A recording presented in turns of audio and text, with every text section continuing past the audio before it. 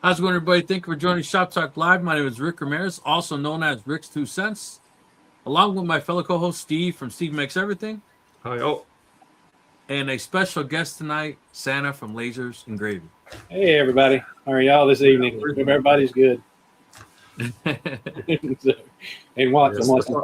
I've been giving Bamboo a hard time lately on our live saying, what's up with no filament?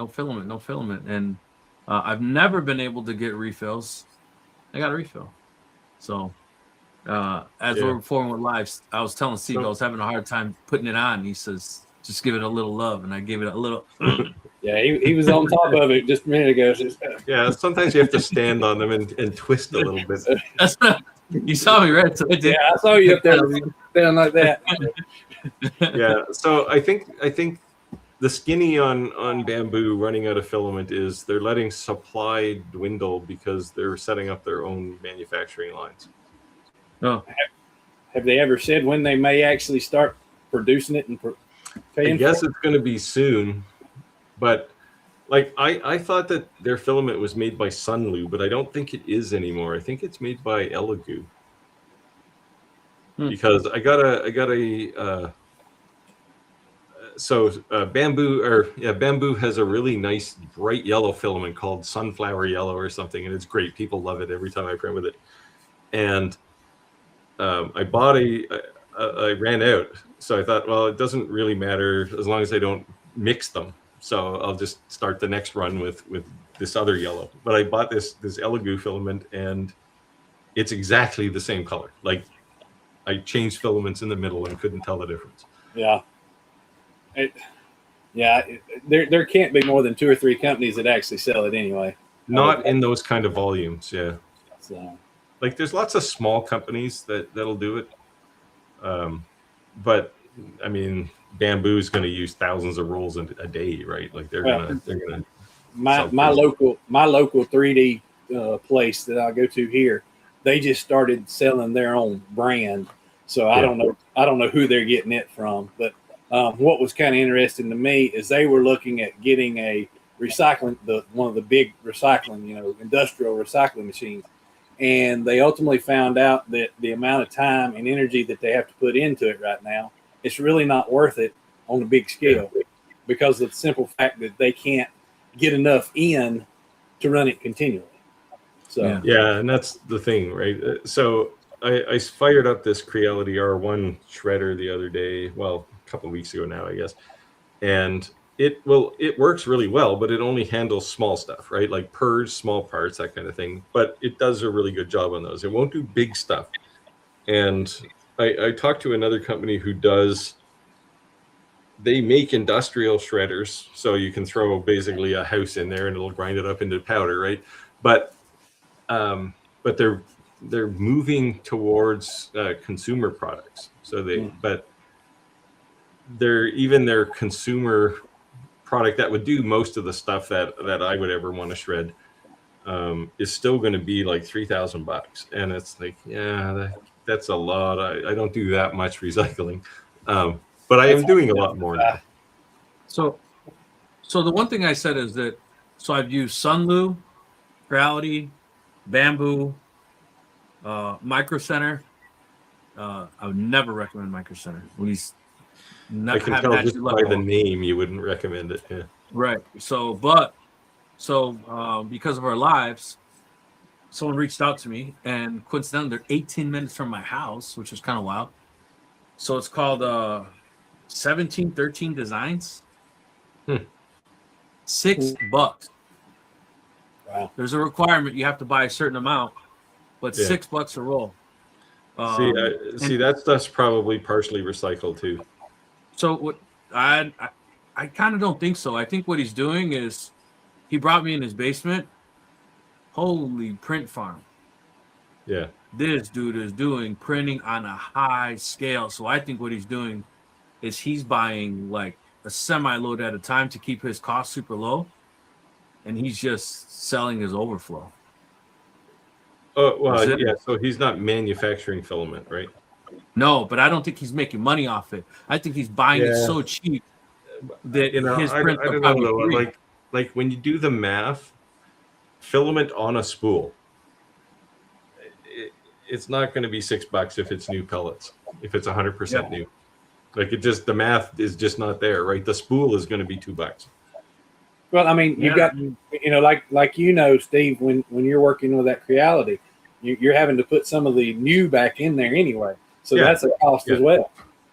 Yeah, but I found a great company here in Canada. They actually manufacture pellets, and I'm buying in like small quantities, like a 10 kilogram bag of pellets, PETG, PLA, you name it, is $10 a kilogram, and $10 Canadian, so it's like $7, $7.50 US, and if I'm using half a kilogram to make a recycled spool, that's $350, $325. So the thing to me when I notice when I'm different brands is white. This is the first white I've ever seen besides Bamboo Labs that is white, not like a tint to it, or something. pure white. And then same thing with red. Bamboo's red is like true red, like fire engine red, right? And Creality is like a more orangish. It's not like a true red like that fire engine red. But that's just like Bamboo has like 4 or 5 different colors of red, right? Their standard PETG red. If it's PLA basic red, it's just red. Like it's right. The standard PETG, everything I print is PETG. Oh yeah, you use PETG, but same thing. They in the standard PETG colors, they have the same thing. Right. But what I'm saying is, even the standard PETG Creality, even the standard PETG Sunloop, like they have a different variety of red. But I just like Bamboo's red because it's like fire engine red. It's like the true red, right? Yeah, in the matte colors, I think it's the matte colors. They have a crimson red, which is really nice. Right. So, and then the blue, like the royal blue, they're the only ones like that deep royal blue. The other ones are a little more green to them or whatever. So, but that's a color preference. It's just, I like that color preference better. Not necessarily that one printed better than the other. It was just the color that I like better. But the thing is, I keep saying is that you can't buy what you can't have, right? If it's never in stock, it doesn't really make a difference, right? Yeah. Like set up for those notifications. You don't buy it instantly, it's gone. This is the main interest I had in Creality's filament extruder, or anyone else's filament extruder for that matter, is that I can make, because a lot of customers want stuff done in their corporate colors, right? If you're doing, even if it's a prototype, because most prototypes I do, it's a prototype in white, right? So you get white plastic, but some of them want their actual corporate color. And make a custom color. You can't always buy those colors, right? Because you try and get a lime green, and it's not just any lime green, it's lime green 47, right? Whatever color. You just can't buy them. So you got to make them. Agreed. Mountain Bike 12. Good evening from New Mexico. That seems like a new name. Let us know if you're new. It is. I don't recognize the name. Hey, thank you for joining. Let us know if you have any questions. Tom said hello, everyone. Of course, thank you, everyone, for letting us know where you're coming from. Let us know if you're checking in. If you have any questions, let us know. And I want to make sure that, obviously, besides Santa's Living Grave being a loyal watcher, one of the main reasons I wanted to bring one to live today was because I wanted to talk about a leap of faith, right? And I think that we say, people all the time, they ask us, what's the best laser to buy? What's the best CNC to buy? I mean, that's like always what's the best, right? And we're always honest and say, what's the best that you can afford? What's the best within your means, right? But at some point in time, you have to make a leap of faith to say, like, I'm going to make this purchase and see how it goes, right? And then go from there. And I'm asking this leap of faith question because in our eyes, and we kind of made lightly fun of you as a friend sometimes because your shop went from like a beginner to like knocked it out the park. So if you wouldn't mind sharing your journey, right? Because that's the other thing. People don't see like, hey, there was a lot of behind the scenes going on before that happened. Like, what was your leap of faith? What made you say like, okay, I'm gonna go from this dial laser to this, and then I'm just gonna go balls to the wall, like I'm in it. Like, we're gonna go spend $15,000 to fill a shop. we'll back up just a little bit. I was telling Steve earlier before the start of the show. My background is engineering, of course, and I have a degree in engineering technologies, which is CNC machines, G-code, programming, quality control, all those different kind of things. So I've always had an interest in that stuff. My degree or my career ended up going into civil engineering. So I totally went in opposite directions of where my degree was. But several years ago, and I know a couple of you have seen my Jeep, I bought the Jeep when I started playing Santa here in New Bern and decided I wanted to put some decorations down the side and that kind of stuff. And so I called it Just Be Claus. But what I did is I bought the actual stickers to go on the side of the hood to begin with. I then asked them about creating a set of lights with the string and all that. Well, he gave me an outrageous number. And I thought, well, I know how to design. I know how to use computers, and I know how to use CNC type machines. So I ended up buying a Vevor 24-inch printer, vinyl printer. And that's where it kind of started from. So I went from that to really enjoying doing that, but I hate weeding. I absolutely hate weeding. So that was my downfall with it. But at the same time, I'm about 5 years away from totally retiring. And being a type A personality, I'm not going to be able to sit still. So I started looking into lasers and 3D printers and stuff. And this machine here beside me was the Monport, 60 watt. And so when I started reviewing it and that kind of stuff, I ended up buying it just to totally play with. And it's got a bed big enough that I could batch stuff out. At the same time, it could get me to do some shows and stuff like that. So I could really start working towards, in 5 years, I'll be totally set on what I want to do and that kind of thing. We've talked about it, me talking to you guys about niches and stuff like that. So I've got plenty of time to really see, and living where I do, I've got, plenty of options. So anyway, bought that and I had it in the garage. And the wife finally said, I want my car back in the garage. So we ended up buying this building I'm in now. It's a 10 by 16, and went through and put the insulation in, put the walls up, run the electrical, the whole 9 yards. So when I put this machine in, the very next thing I did is I went and bought, you can probably see it over there, is the fiber. That's the 30 watt Monport fiber laser over there, the Mopal. And so between that and that, I was, pretty good. About 6 months ago, the one thing that I wanted to see was the spot size of a diode. And so now I have the little F2 that's back there behind me. So between those three, I have really got a rounded experience. And then, of course, the UV came out, and I don't know when I'll have one of those. But it's soon. Yeah. So it's on the list. Yeah, but that's kind of how it all started. And the other thing is right before I moved here, I was the president of Woodworking Club, and I did all kinds of woodworking. I've wood turned, I've made tables and all that kind of stuff. So I've always kind of been in that kind of thing. But really, to get into the machines and stuff, that's been a little over a year now.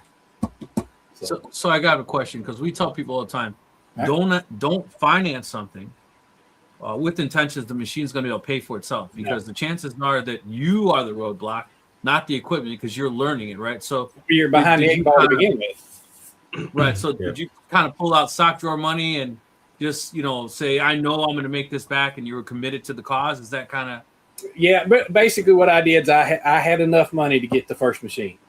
And I said, let's see where that goes. And so when I was able to make that money back, then that's when I started saying, okay, because that's when I formed my LLC, so I could start saying, okay, I can show a little bit of that machine purchase, on the taxes at the end of the year. So that's how it went from that. It started out as just a hobby to do so I could learn it. And then I've started working it towards the LLC part. I'm asking all these questions, not something personal in business, but because people have to understand that, like,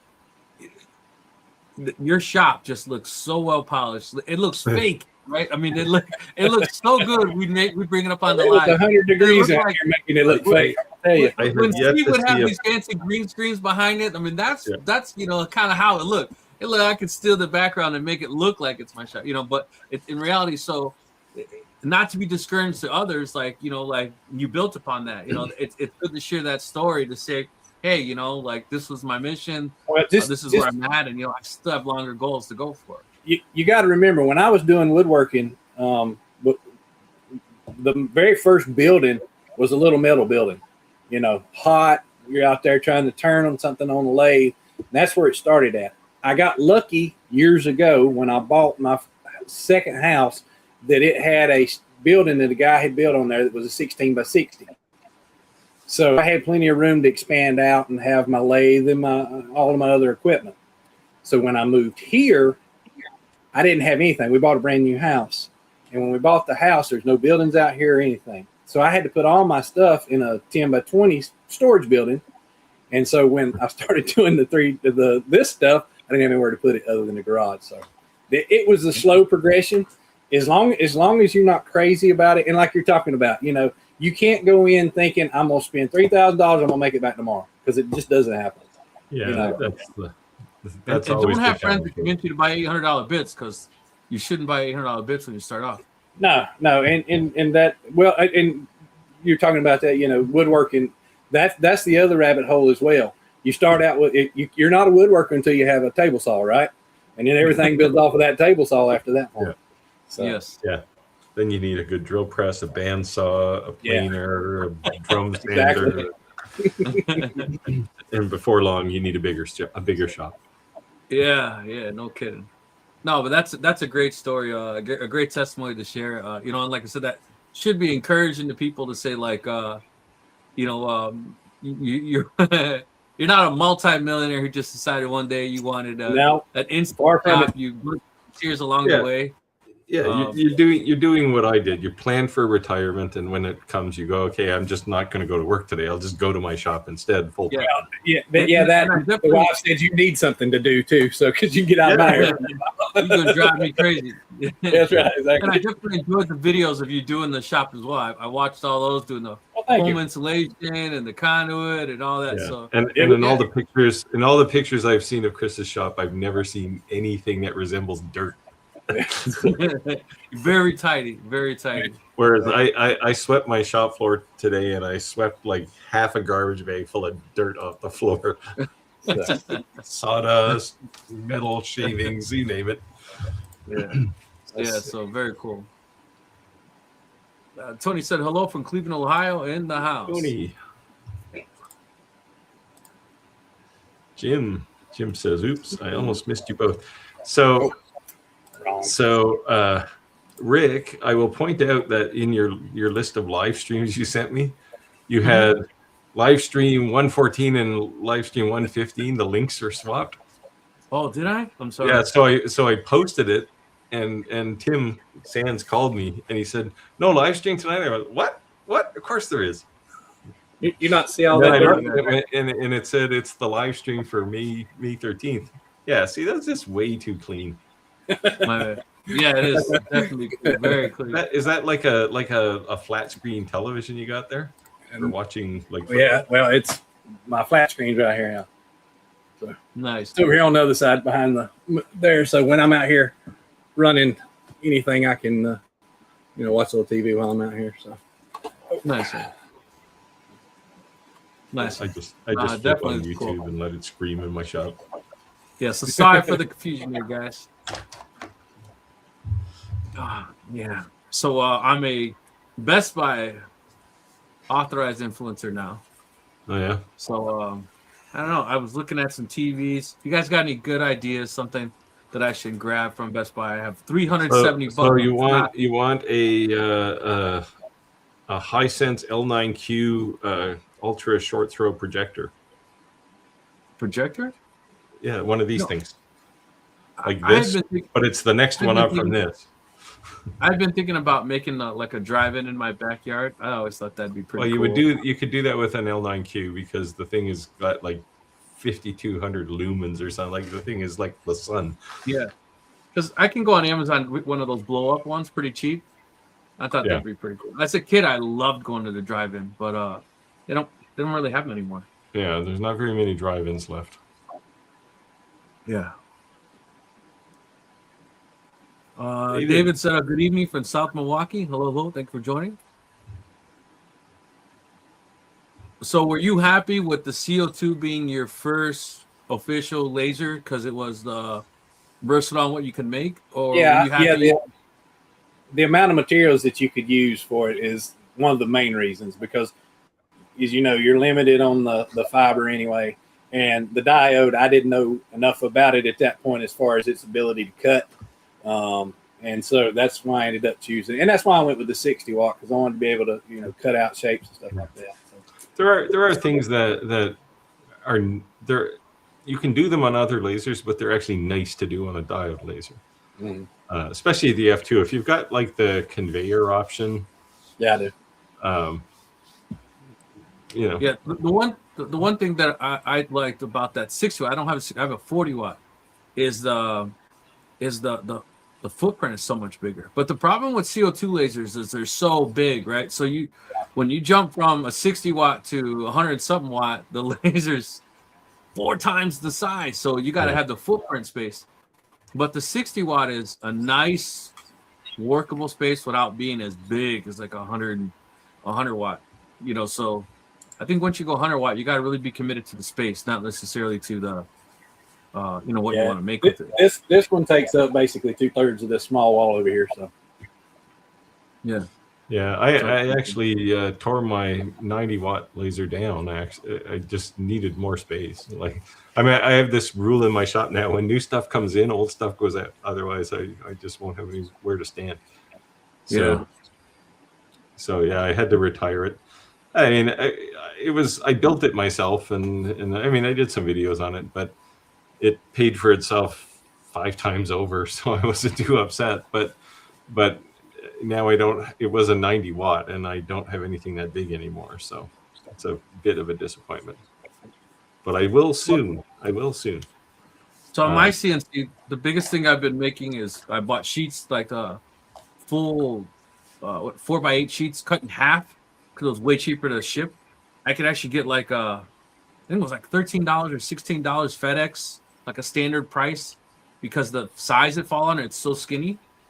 They actually had to double check to make sure that they were going to let it happen, right? Because how cheap the shipping was. But so if you buy the full sheet, it's super cheap. It's way more money to buy a half sheet, 2 half sheets. So I just said, can I just buy a full sheet? You cut it in half, and they're like, oh, okay. So I was making tons and tons of things with that. The like the tricolor plastics, it's the like the red, white, red, or all these different colors.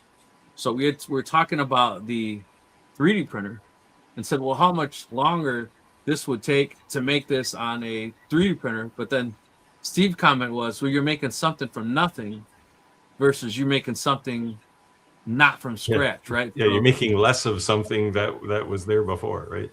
Right. So this is very cool. Yeah. So that's not 3D printed. This is 3D printed. Oh, okay. It's 3D printed. So we still actually haven't seen your CNC operate yet. No, the point was that I'm gonna put the 2 next to each other. Oh, okay. No, I haven't put the PW and CNC together yet. I need to do that. You got to quit your day job, man. It's taking too much time. I know.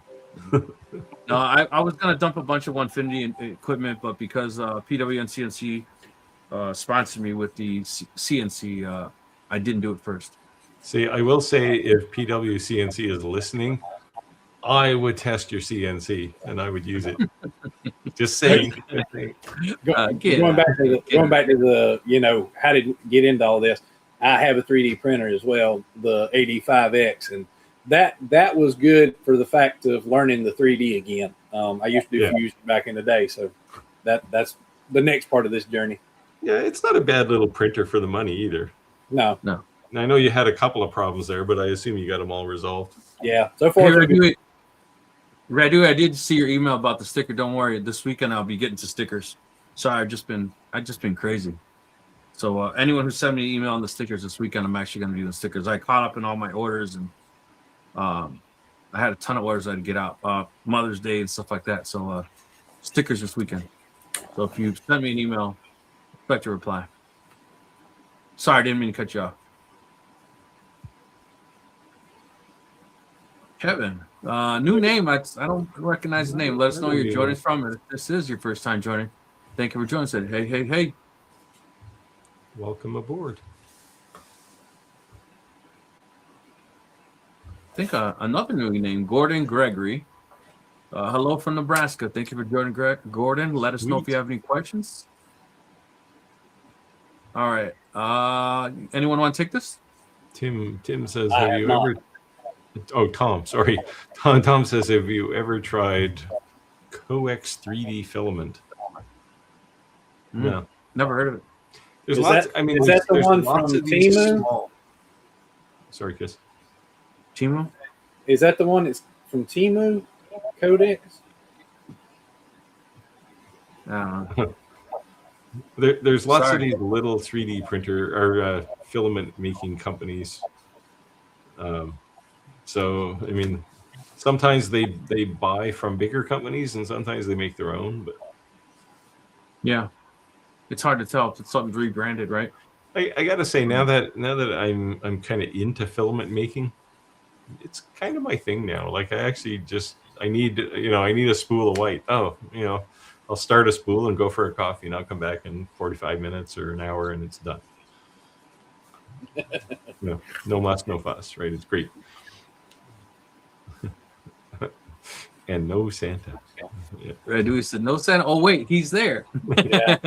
I responded back to he's not in the comments. He is on the camera. How do you like that, guys? Said, new here from Maine, USA. Thank you for joining. Oh, big search. Yeah, I was talking to Tim about you. He mentioned he dropped your name. Shoot me an email, or my email will pop up here at some point. Or my channel, and just leave a comment, or look on any of my videos. You'll find my email address. We should talk. Sounds like you're doing some cool stuff. Yeah. And let us know if you have any questions. Obviously, we can try to answer them right away. Alex said, hey, guys. Hello. Thank you for joining.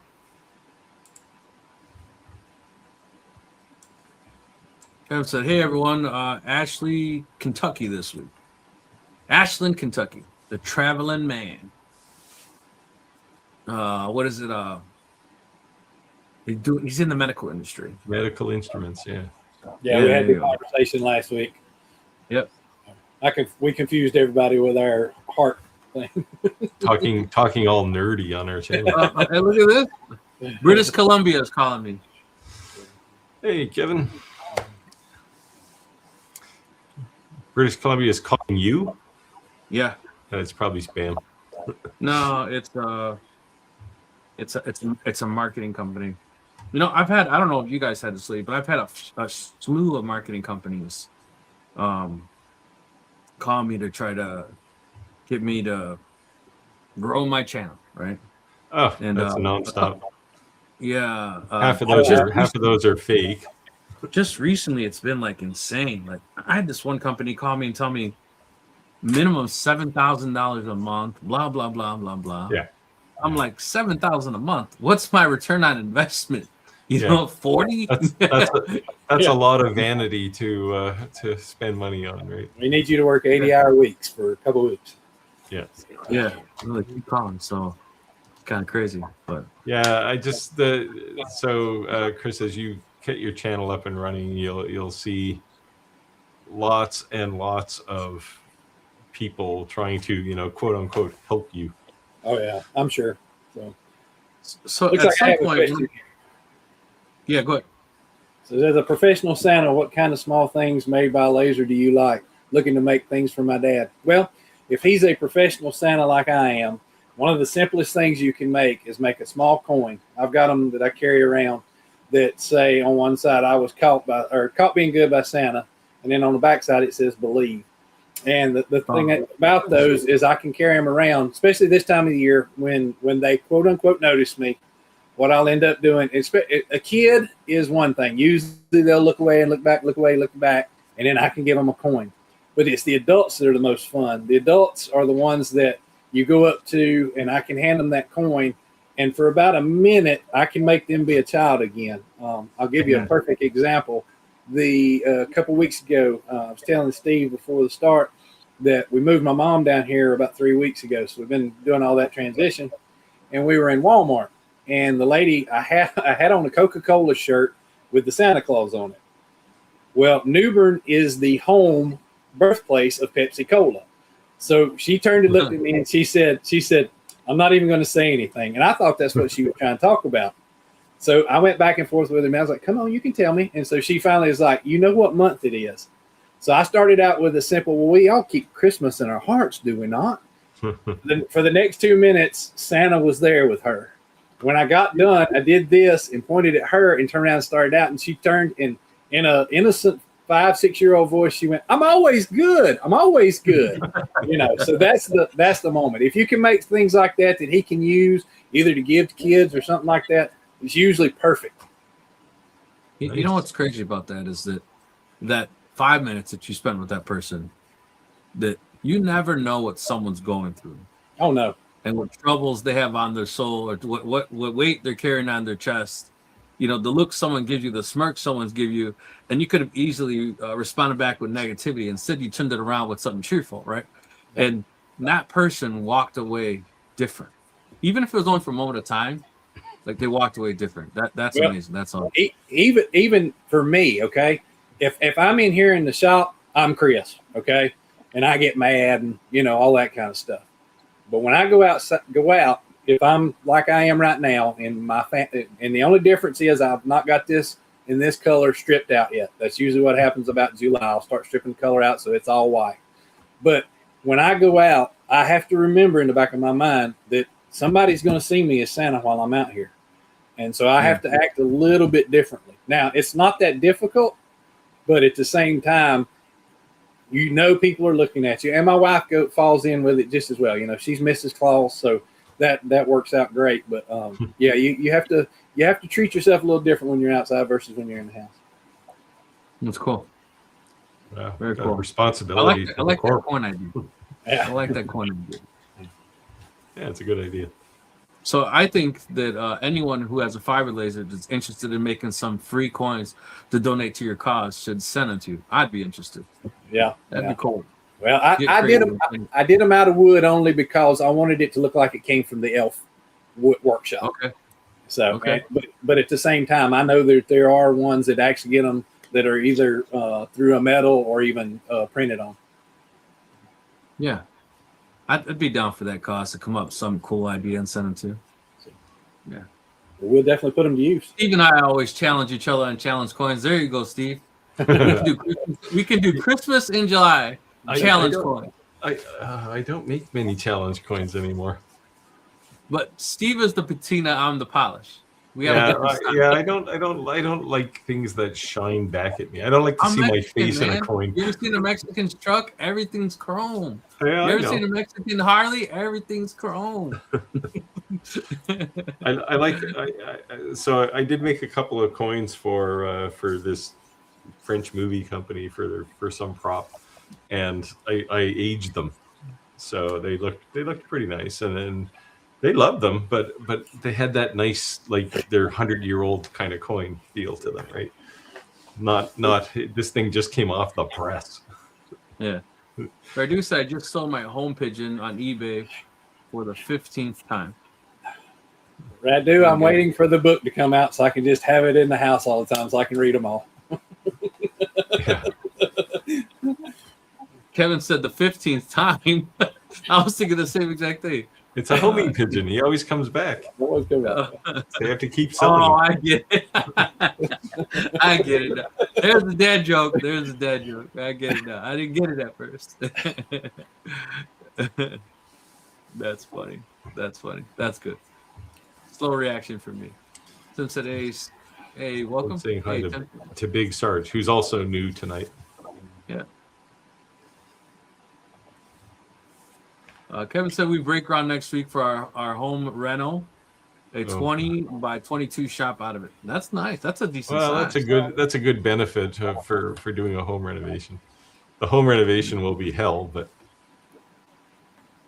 yeah. I did when I moved into this house. They had this heinous ceramic tile in the kitchen, and I chipped it all off. And you got like the the power chisel, and you're just, I mean, there's shitty dust going everywhere, and it's my wife just about killed me. Yeah, I wanted to get rid of this tile.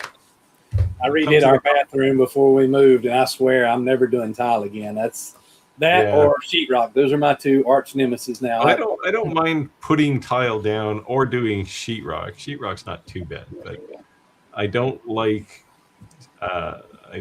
sanding sheetrock. Yeah. Yes, I agree. I hung it and I mudded it. Now and I did it when I was going to school. Speaking of origin stories, when I was going to college, I worked for a construction company, and I spent a summer working for a drywaller.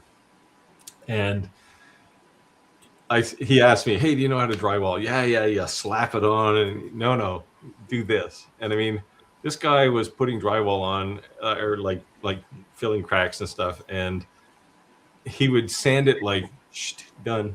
Yeah, it's like, holy cow. So I'd like to say I learned from the best. I'm still crap at it, but I use far less plaster than I used to, because you put it on there, you got to sand it off, right? Well, that's the reason this is paneling and it's not sheetrocking here. There you go. Yeah, that's a wise move. Well, appreciate everyone checking in. Let us know if you have any questions. Otherwise, we do appreciate people just hanging out. Spectrum Reality said projectors are the way to go. Yeah. I got to say, I'm liking this projector back here. So where's it actually at? Up the middle, I can still put video on. Where's it actually at, though? It's right here, right behind me. On the floor. It's on the floor, like pointing up. Well, it's not pointed up. It projects upward. Oh, okay. Like the throw on the thing is only like 12 inches or something, so it's very close to the wall. I've thought about getting one of those to project on the house, Christmas type stuff. Well, I've seen some crazy things with those. That's pretty cool. Yeah. Yeah, for that you can use any projector. Yeah. In fact, if you lived closer to me, you could have one I have hanging up on the ceiling in my shop, because that part of my shop used to be my golf simulator until I screwed up my back. But it's still there. Actually, the simulator is still up there too. Craft Creations 2023 said, "Hello, fellas. I think another new name. Let us know where you're joining from. Yours? Thank you for joining. Awesome. Let's see. Tom said, it is made in Green Bay, Wisconsin. It's 100% virgin filament. The only downfall It must have been a serious fall. Didn't find anything else. Prism Sprint, better late than never, said made it late. Appreciate you joining live.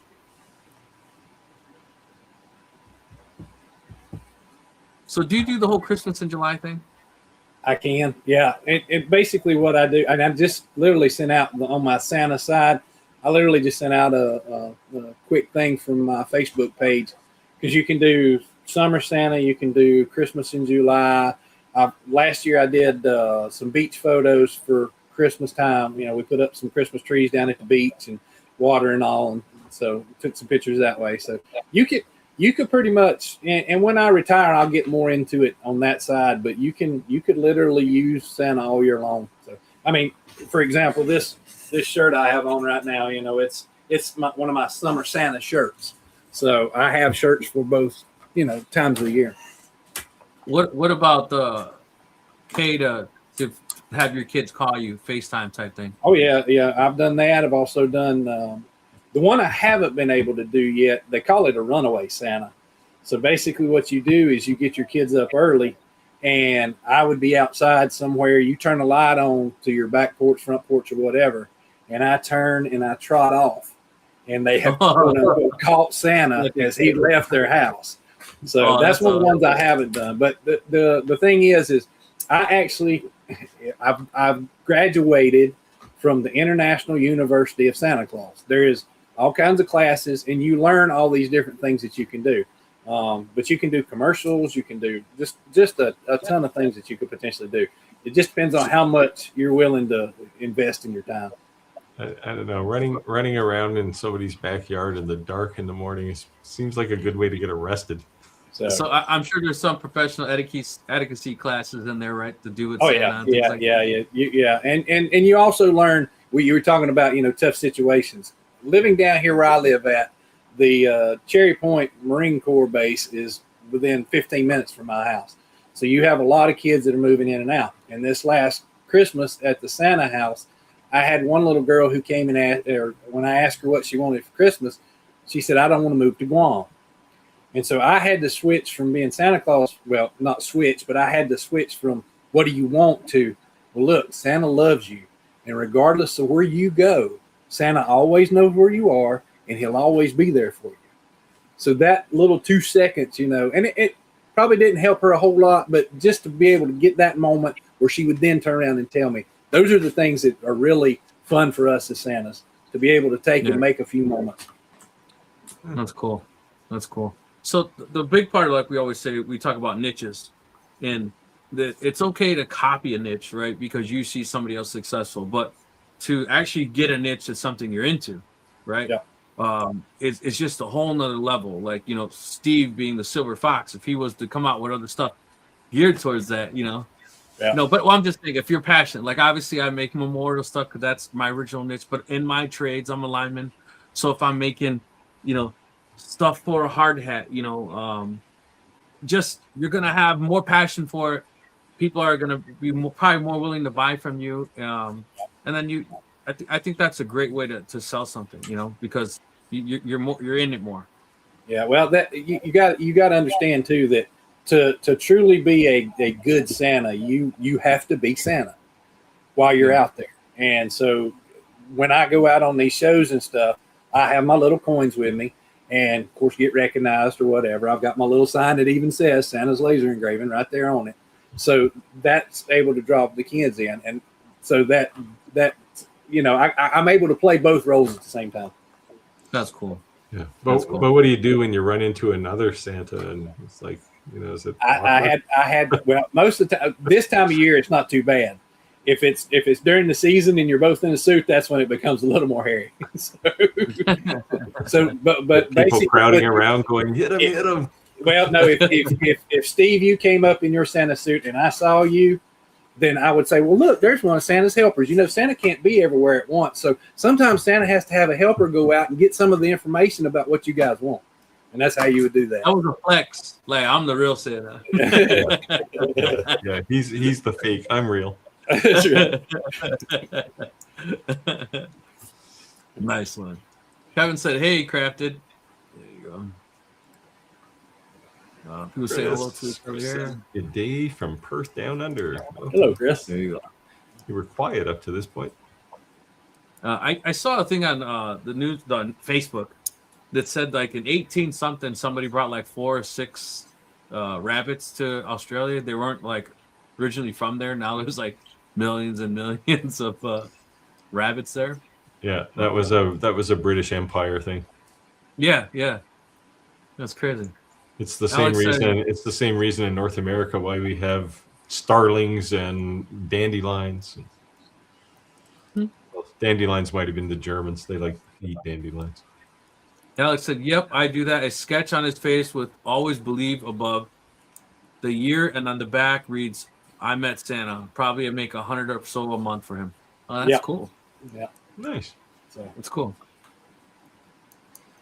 Tim said, speak of the devil. He said he's going to SantaCon this year. That's a real thing?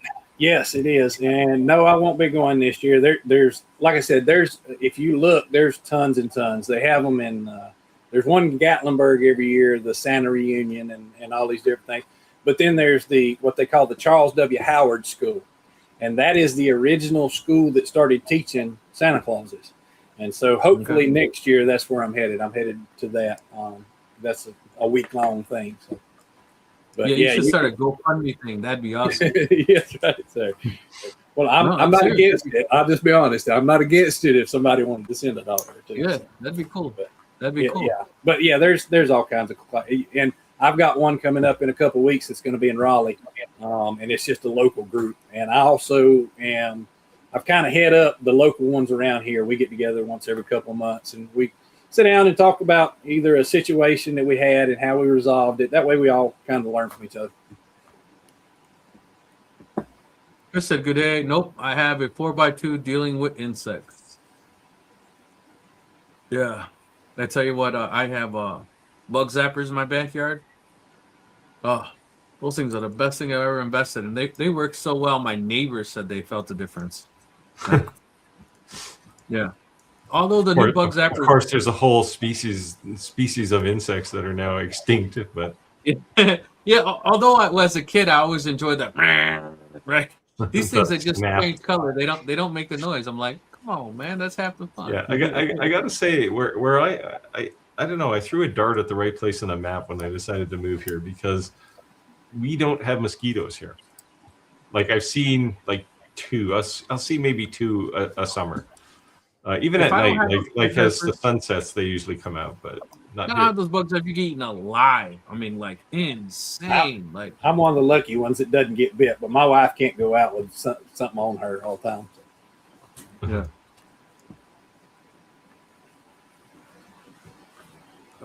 Kevin said, "Are you in?" Yeah. Asking me if I'm in New Bern, Alabama, Tennessee, or Georgia. It's actually New Bern, North Carolina. It's about 45 minutes from the Atlantic Beach, Morehead City, that area.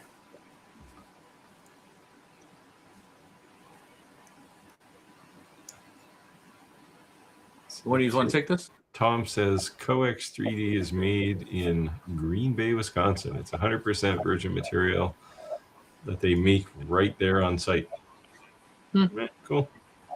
That's cool. I mean, if they're making it there, it should be cheaper because they don't have to pay shipping on anything, right? Did he say how much they were selling it for? I didn't see that. I don't think he did. He just said, "Have we used it?" Right? He said, "Yeah, Rick. Those jokes are always better when you have to explain them." It was a delayed reaction for me getting it. Yeah, that was a good one though. I might actually tell that one. My wife sometimes when I tell jokes, she says, "Oh, I'm surprised you didn't mess the punch up." I says, "Why are you ruining my joke, man?" What do you want to take this?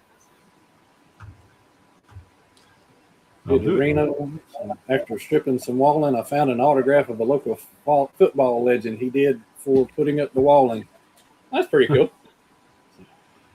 And when he says football, it's like real football, not American football or Canadian football. You're talking the round ball, not the. My house was built in 1865, and every time I take down a wall, I do something. I'm like, please, God, let me find something cool in the wall. Another thing I've ever found was a potato sack, like those old brown potato sacks. They used it to insulate one of the walls. No old coins, no old bottles, just potato sack. Christmas in July is normal Christmas weather for me. Yeah, I'm sure it is. Yeah, I think by me, Christmas in July was a big thing because they said that Christmas you don't always get to be with your friends because you're with your family. So Christmas in July was like a Christmas Friendsgiving or whatever they call it. Yeah. Because you spent it with your family. So.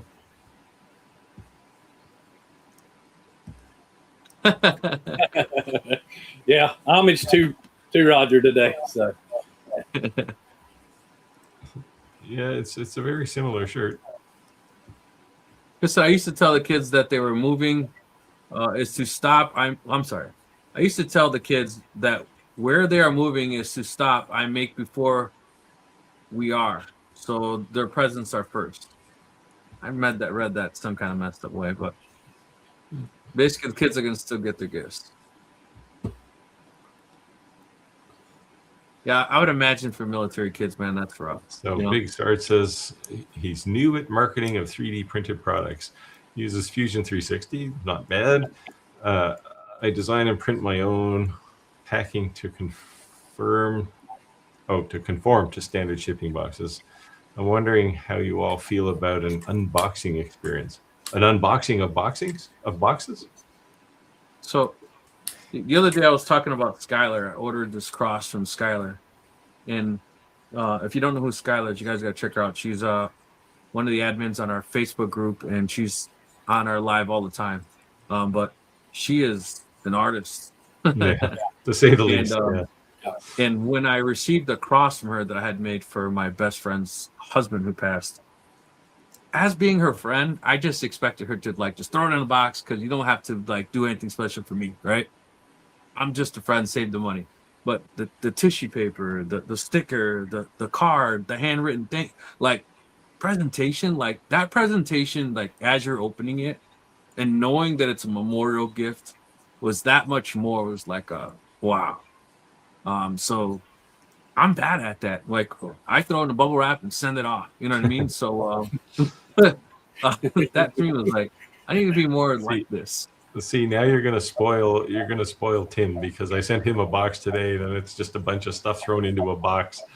Now he's gonna be looking for tissue paper. So I would say that the unboxing experience means a lot. Yeah, what I used to do with things like charcuterie boards, because they sometimes come in weird shapes, but you have, if you're using a CAD tool like Fusion or something, you have the design already, so you have the outline. It's very easy to cut it into cardboard, so your piece just fits right into it perfectly, right? That's what I was normally doing. And you put a bit of parchment paper or tissue paper or something on top and bottom just to make it look fancy, and people seem to like it a lot. I mean, it's the difference between opening, say, an Apple computer and that computer you just bought, which is probably wasn't as nice, right? And it's just experience starts the second you get the thing, right? Well, really, in the case of something like Apple, it starts when you're ordering it, but the real fun is when you actually get the box and you pull one little tab and everything just kind of opens up. It's pretty awesome, right? So I would say, like Roger would always say, being mindful of the package size, right? Because an inch or 2 inch on a box size can make a huge difference in shipping costs, right? So that's one thing for sure. But that's what my mindset was. I wasn't always thinking about the unboxing. But even doing that doesn't mean you have to make a sacrifice on the quality of that experience, right? Right. That's the point that I'm saying, that I was so focused on saving on shipping costs that I wasn't even focused on, the unboxing experience or something. Maybe we should get Big Sarge on and see this experience. But the same thing that you're talking about, shipping charges. You get too fancy on the inside, then you're dealing with that side of it. I mean, you don't want to do it to the point of increasing the weight unnecessarily, for example. Right. That's what I'm saying. She used tissue paper that weighs nothing, right? At the end of the day, you're buying that in bulk. Like, even if it was like the Amazon brand tissue paper, it still looks really nice. She just had a real nice presentation way with. But doing like custom fit boxes for things, then you don't have any bubble wrap or anything, right? You just fit the thing in there and it works perfectly. Yeah. So one of the things I was doing is I would save all that like thick styrofoam, that white stuff. Yeah. And every single packaging I had, my wife's like, "What are you, like a hoarder, saving all stuff?" But exactly what you just said. You're lazy engraving something out. I would just cut out the outlines in the box. Yeah, that's all. I do that quite often, actually. Yeah. I mean, I try. I have so much of that white foam now. I don't generally save it too much. I have a box full of that stuff. Yeah, when the box is full, then it goes in the trash. But at least keep that box full. Yeah. Chris said, "Who was it? I don't want to know the blame for the rabbits. I want to know who to blame for the rabbits in Australia." Well, don't you have cat problems there too? No, that's in New Zealand, killing all the kiwis. That was another British contribution to the world. All right, here you go, Steve. Kevin says, "Steve, do you actually have a laser injury?" Well, it's pretty much healed now. It's this arm. Yeah, the scar is gone. I did though. That's what inspired me to make this shirt. Is you do dumb things with lasers. You got to tell the story though. I told it last week or 2 weeks ago. Somebody did. Yeah. I was doing a customer thing. So a customer sent me like 600 watch bands, so these silicone watch bands, and wanted their logo engraved on them. So I made this big jig with a whole pile of these things in it. And I pushed the start button on my laser, and I saw bad things about to happen. Something wasn't lined up, and the whole thing was going to be messed up, and they're not my bands. So I reached in there to fix it. Now, as you know, Chris, with a CO2 laser, the beam is pretty much open across the top of the gantry as it goes down into the last mirror. My arm was in that beam, and while I was adjusting things, I thought, why does my arm hurt? It's like, oh. And I had a really nice kind of messed up arm there for. He said it was a hazing process. It was so the bad thing was it hurt like hell. Like it was sore for 2 or 3 weeks. But the good thing is it didn't bleed because the laser just cauterized it back together. It's just basically like a cooked steak embedded in your arm. Chris said, where I grew up, we had mosquitoes that kidnap calves. Yeah, that's what I'm saying. Like, they're bad by me. But those bug zappers, man, they make a world of a difference.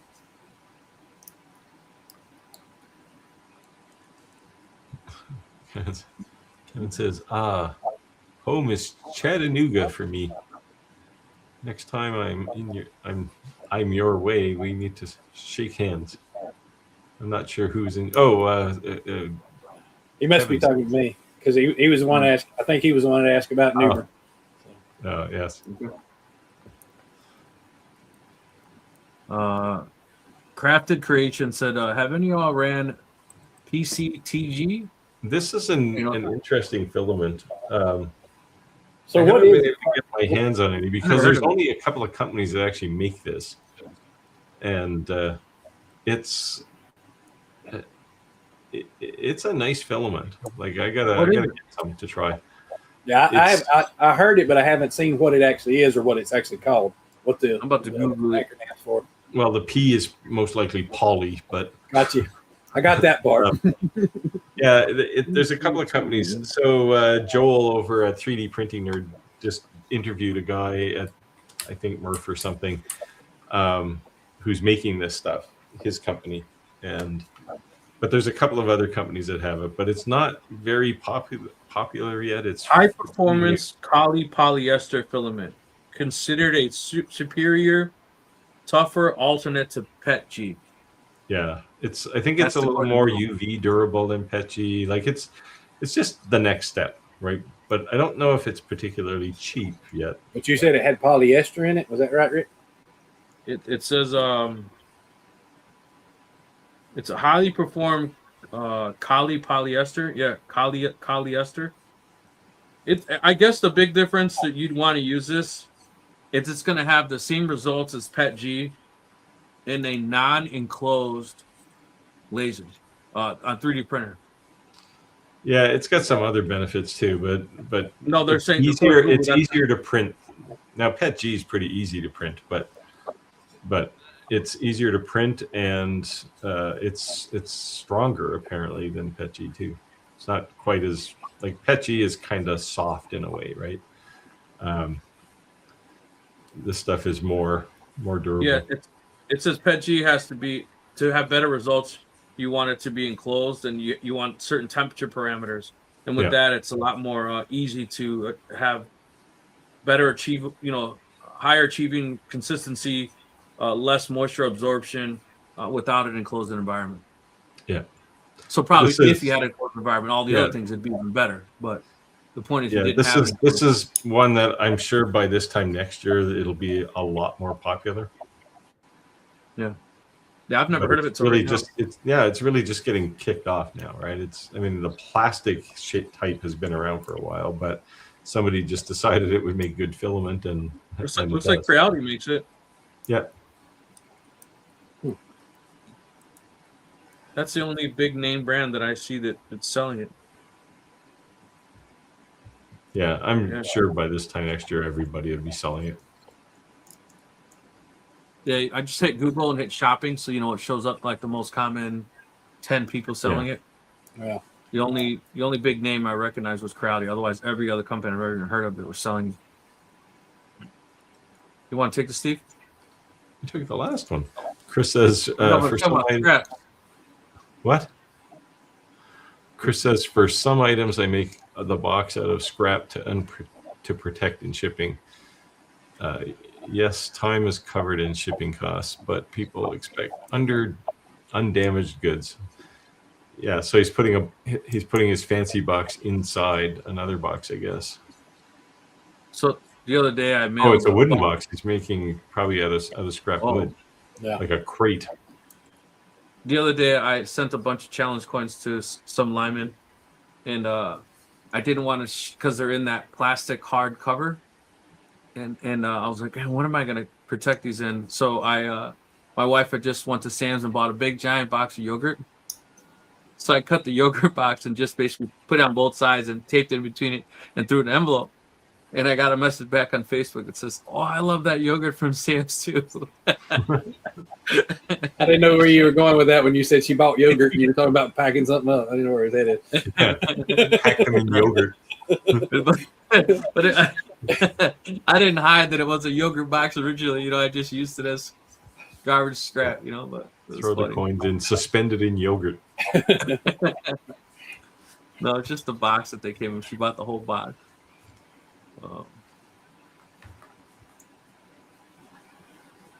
Kevin said, that's funny. I often joke with my brother, daring each other to put a finger under the laser beam. Neither one of us has done it yet. You know, a friend of mine has a really so bad, don't take my advice. Don't do it. a friend of mine has a really bad tattoo, and he says, "You think you could take it off with that fiber laser?" I said, "I don't know, man." Well, the answer is yes. But Yeah, we take it off. I said, "I don't think it's a good idea." He said, "Well, we should just try." Hold my beer. You might want to keep your shop locked up. Yeah. So, well, a CO2. If you're going to put your finger in under a laser, a CO2 laser before the lens is not so bad. Something like a UV laser or even a fiber laser would be a lot worse, just because the beam size, the beam energy is packed into such a small dot. It will hurt beyond measure, we'll say. And it would But truly make sure you cauterize video what it, we're talking about. because I want to see the scream. Well, I mean, like a UV laser, the beam is like 0.002 millimeters, right? That's like a nail or a pin, hammering a pin into your hand. Yeah. Yeah, I've never gotten bit by a laser. Let me ask, it's not subtle. let me ask you this, Steve, since you've worked with the UV a little bit. I don't think if I got one, I don't think I would do the crystals, but I would definitely do glass. I love running glass. Now, you say from before, when you're doing the crystal, you have to be focused. You know, it's got to be just about perfect. Is it the same way with the glass? So it's not really the material that matters that much. It's the laser itself. UV lasers have such a narrow focus, right? A millimeter one way or the other, and you're out of focus quite a bit. Right. So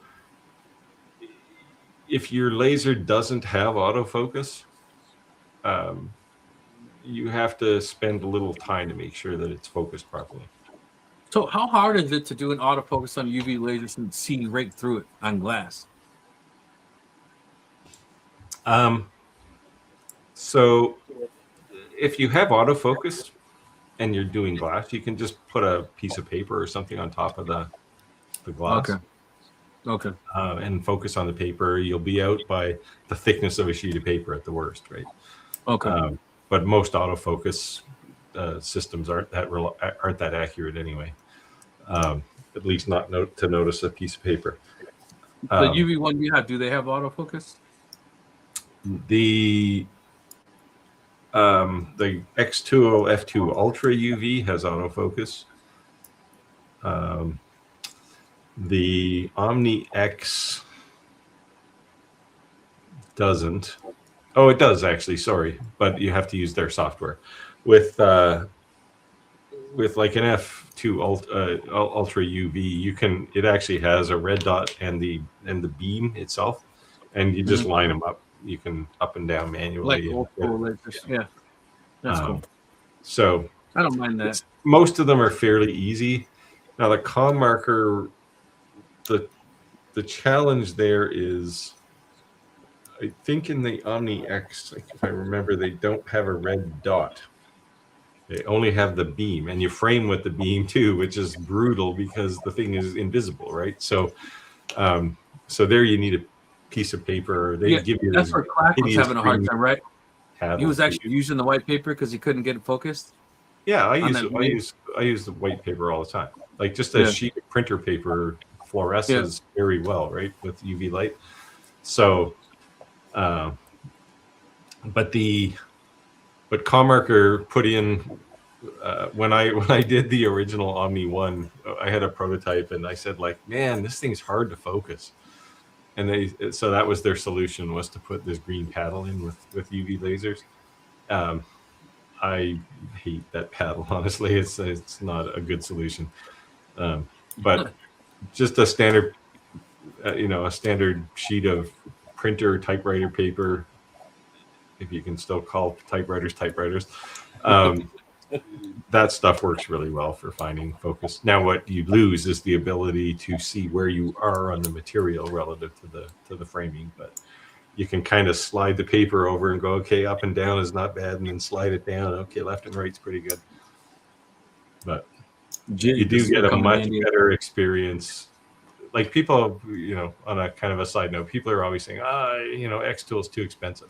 But this is one of the reasons they're more expensive, right? Their autofocus is great, and their software for positioning things in a crystal is fantastic. So Chris said 1 millimeter autofocus on a UV laser is like 10 millimeters on a CO2. Yes, yeah, that's probably a good ratio. And I mean, it's probably 25 or 30 millimeters on a diode laser, right? Diode lasers, you almost don't have to worry about focus on those. If the beam's hitting the material, odds are good you're probably focused enough. And that's that's the thing that somebody new coming in has a problem with too. If they don't know anything about how these machines work or how you set the focus manually, then they buy a machine that automatically sets. And I just had this issue. I have sensors out on this one, so I had to go from my automatic over to using something to actually measure it. And that's what you see all the time on all these different groups is this thing's a piece of junk. I don't understand why it doesn't work right. I can't get it to focus. Well, you've got to understand those other concepts as well. Yeah. Yep. Yeah, I know. I had a lot of conversations with Jim. He's on, Jim Hamilton. He's on the call here. In the early days, anytime he had a problem, and he must have got tired of me saying it, well, it's got to be focus. Like, it's just UV lasers. I felt bad for Nancy. But I've always said, and this is maybe the advice for you, Chris, if you have a CO2 laser, a fiber laser, and a UV laser, you can do anything. Yeah. That's why I think my UV will probably be my next one. Yeah. I felt bad for Nancy. I haven't seen her join the live in a while, but she had that Monport CO2 laser. She could never get it focused. I think she ended up getting rid of it. That was the alignment, yeah. Aligning, I don't know if you've had to align your CO2 laser, Chris. It's not. I've never had to. It's scary as hell the first time, right? Because it's like, man, if I mess this up, the thing's never going to work again. Monport had everything crazy glued, crazy when I got it. So everything was that works well until the thing gets banged in shipping, and then all of a sudden it's not aligned anymore. Oh, right? Here it is. Talking about alignment. I have right here at my desk the little book that came with it that's got the alignment screws. So when I go to each one of the mirrors, I turn it whichever way it is, because two of them are set one way, one of them set the other way. And then sit there and argue with myself for a minute or two which way it's supposed to go. And then I remember if you think as if you're using and sighting in a poo-poo, if you're sighting in one of those, you usually go the opposite direction, and then that's when I usually get it right. So fortunately, they're developing better systems like the Xtool P2S, P3. They have a much cleaner system. You almost never have to align those things. I'm working with another company with an unannounced CO2 laser, and they have a 2-screw alignment, which takes seconds. Like the thing is just super easy to use. The 3 screws is what messes people up, right? Because the screw, it's basically an L shape, and the screw down in the corner is the pivot. It's not something you want to mess with too much, unless you're trying to move. Like if you're adjusting mirror 2, people say the beam isn't going straight through the lens, and you say, well, adjust mirror 2, push it in or out, so adjust all 3 screws by the same amount, and that moves the beam over before it gets to that third mirror. And that kind of blows people away. It's like, oh, I didn't know you could do that. And I think you got to make sure that once you get it set, that you tighten those little nuts down. The inner ring. Most of them have an inner ring on the screws. Lock them down. Yeah, they will float anyway. I mean, at some point you're going to have to adjust it, like temperature changes, or I don't know what makes them go out of alignment, but just vibration, I guess, because CO2s vibrate a lot. Yeah, my skull front has 2 red dots. Just turn on one. You need 70 or 100 lens. Yeah. Which one? Yeah. So it's got one for each lens type. And there's Jim right there. I've gone to glassware that's only curved in one direction.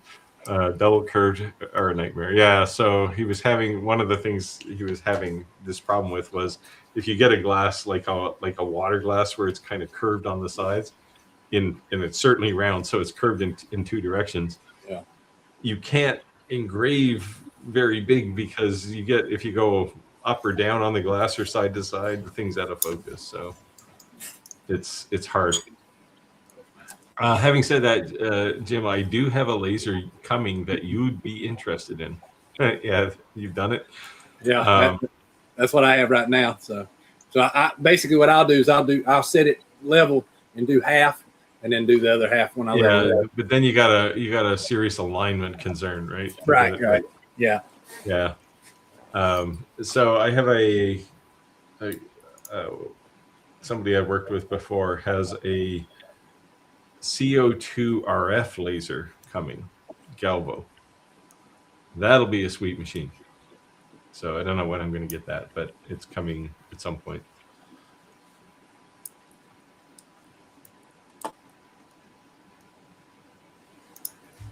What's Rick doing? Rick's playing with his phone. Yeah. Focus, man. Focus. Someone's asking me something. Big Sarge, new name. Big Sarge. Do you make shelf stock in advance for products?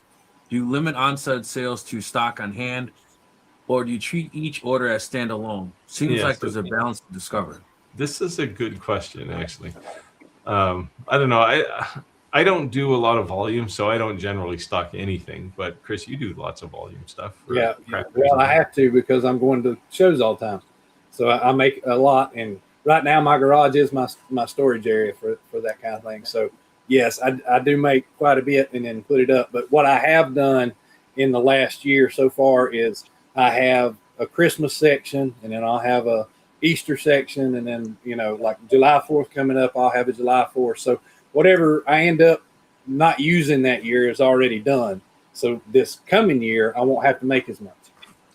Now stuff you make is generally kind of trend resistant, right? Yeah. Because fads come and go, right? And I mean, for a while there in 3D printing, everybody was printing those stupid one-piece articulated snakes, right? Yeah. And nobody talks about those anymore. Fidget spinners was another one. Everybody was printing those. Well, I'm lucky in the fact that I can put, like we've talked about before, this being a tourist area, I can put this area's name on it and make it a magnet, or I can make it a ornament, or I can make it so I have 3 or 4 different options for that one simple little design. But because you're in a tourist area. So right, exactly. Sense. Right, exactly. So many people don't go to Canada unless they're trying to buy maple syrup or hug trees, right? Yeah, or buy snowshoes, because we all have snowshoes. Yep. So because we saw that in the Chili Willy commercial, so all Canadians have those big snowshoes, and they live in igloos. Where I live in my particular part of the world, it hardly snows at all. It'll snow, and then the next day it'll rain, and it just makes. So you don't have a snowmobile in the parking lot or in the driveway? Not here. There's no way. So 2 years ago, my neighbor across the road, he's a military guy. I don't know how long he's been here, but he was trying to make an outdoor rink for his kids, and he'd get out there in the morning and he'd flood the thing, and then it would go to 5 degrees Celsius or something during the day. The sun would shine and it would be goo. So he'd have to do it again the next day. He spent the whole winter doing it. And I just said, you can't make a rink here. It's not cold enough. That's good. Now, you must have been able to skate on an outdoor rink, Rick, when you lived in northern Canada, northern Ontario. Yeah. Because actually the fire department came to our school and they built a ring, 2 rings. Yeah. One for hockey and one for just ice skating. and everyone brought skates to school, and they skated on before, after school, and during recess. Yeah. See, now living down here in the South of those years, the only time that I have really seen snow like you guys deal with was we went to Minnesota ice fishing, and it was -6 degrees, and I had every piece of heavy garb that I could potentially wear to go there. But we were going ice fishing in ice You're shanty. supposed to be Santa now. Remember this. Now, my father-in-law was just laughing the whole time. But what I discovered was the difference was the humidity there versus here. It's drier there, so unless the wind was blowing, I could literally be in a t-shirt most of the time, and it wasn't no problem at the -6. But the minute the wind blew, that's when I was like, I'm out. I'm done. So I wanted to add my 2 cents to Big Sarge's question. I put feelers out there sometimes when it comes to products, almost like marketing development, right? And to see if something's a must or a bust, I call it.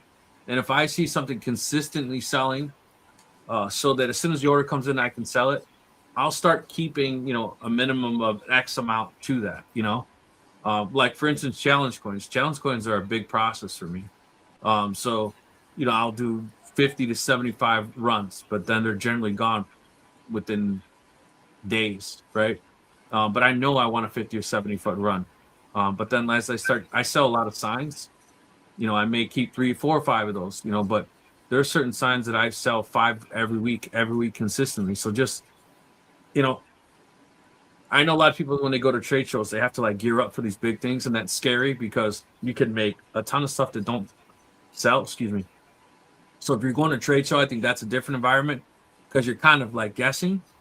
But if you're just trying to keep inventory to keep up with the sales, that's like Roger would say he would never do Amazon because he made too many sales. He couldn't keep up with it, right? So basically, if it's something that you want to consistently sell and you want to be able to keep up with demand, and it's always easier to batch anything, that's when I would do it. But I personally would never make 100 of anything with the assumption it's just going to make. I would test the market first. Yeah, and you got to be able to pivot really quickly if the market changes, right? You don't want to have 5,000 of something. You're just going to get stuck with it, right? And then you're trying to get rid of things. Yeah. Coasters, I made these socks that said turkey socks for Silver Fox, and no one bought them, and now I got to wear them every day. You're selling them in the wrong geography, man. Sell them out here. It's all about market. Rick, why you got those pictures of socks, Steve, on your socks every day? Hey, they wouldn't sell, man. I gotta wear them. At least I got them autographed. Someone want to take this? Yeah, Chris says that's why he's semi-retired as diodes, CO2, fiber, and UV. I assume he's only retired. And he just got his UV not too long ago because he kept blaming me for not bringing it to him early. So, you're up, Santa, more on your question. Surface engraving glass with UV isn't as critical in internal engravings. Most times you want it a little out of focus anyway for better coverage. Okay. Yeah. Well, yeah, for surface engraving. For internal engraving, the beam is going to focus where it focuses, right? So you do want to be, if you, like I did a thing recently where the customer wanted very specific dimensions inside the glass, and you don't normally think about accuracy when you're doing internal engraving. So it took a bit of let's say trial and error to get the measurements right. But at the end of the day, it had to be focused properly so that I could get an accurate positioning inside the glass. So you had to find out how deep it went based off of power. Well, what I noticed, even on an F2 Ultra UV, when it says it's in focus, it's not really in focus. It's optimized for engraving the best on the surface. But when you're doing internal engraving, you can, like when you see it passing through the glass, you can see the beam, the cone of the beam, and you can tell exactly where it's focused. And it's not necessarily where it would have been focused on if you did an autofocus. It's usually out a 0.5 millimeter or something, maybe 1 millimeter. But they do it on purpose.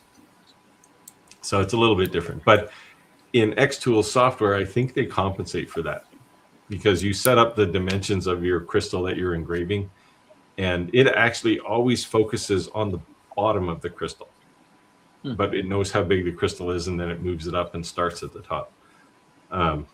So it's a nice idea how they handle it, because it takes a lot of this worry out. Whereas like an Omni X, you're trying to find the surface to focus, or well, you can focus on the bottom too, I guess, and come back, but it's not as easy. So, Sam, I think you have some competition, Mr. Grinch. Wow. Did you change your Facebook, your YouTube name? Because I don't remember that being your name, or is that your handle, Mr. Grinch? You're a mean one, Mr. Grinch. It isn't really your mortal enemy, even though you both look the same. You got to remember what happened to the Grinch. His heart grew 3 sizes, so we're still buddies now. So. How's it going, Stephen? Haven't seen you in a long time. Yeah. Chris said, "You double curves would need autofocus on each setup." Yeah. Yeah, it's virtually impossible with a UV laser, or with a UV laser to do that, like 2 axes. Although, again, you can do it on an F2 Ultra UV because they support focus on a curve. So I gotta plug the slide in behind me, otherwise my son, when he watches the video, he's gonna say, "You didn't plug it in, Dad." He's been on me about this. Look at this. He got it for me for Christmas. That's why. So Jim says, Steve, why don't you have them ship it directly to me? Oh yes, the RB or RF laser. Well, no, it's just that's not how things work. I actually made some space for that laser because it's arriving soon, I think. Chris said I keep small amounts of stock of faster moving generic items. Yeah. Yeah, I think you got to have a certain amount of generic stuff, right? And we were talking about batching. Usually I'll batch about 30 to start with. And then after a show or two, I'll know whether that's something that I need to make more of. Yeah. Yep. Yeah, but do you get to the point where you go, oh, now I know this is actually firewood? Yeah. Yeah. Yeah. I think we've all been there. We've all been there. You know, you got birdhouses. Birdhouses are your pet peeve, right? Oh, speaking of, look at this Santa's Laser engraving. How you like that one? I got to see that lamp up there. So I got the leg lamp. That's a permanent fixture in my shop.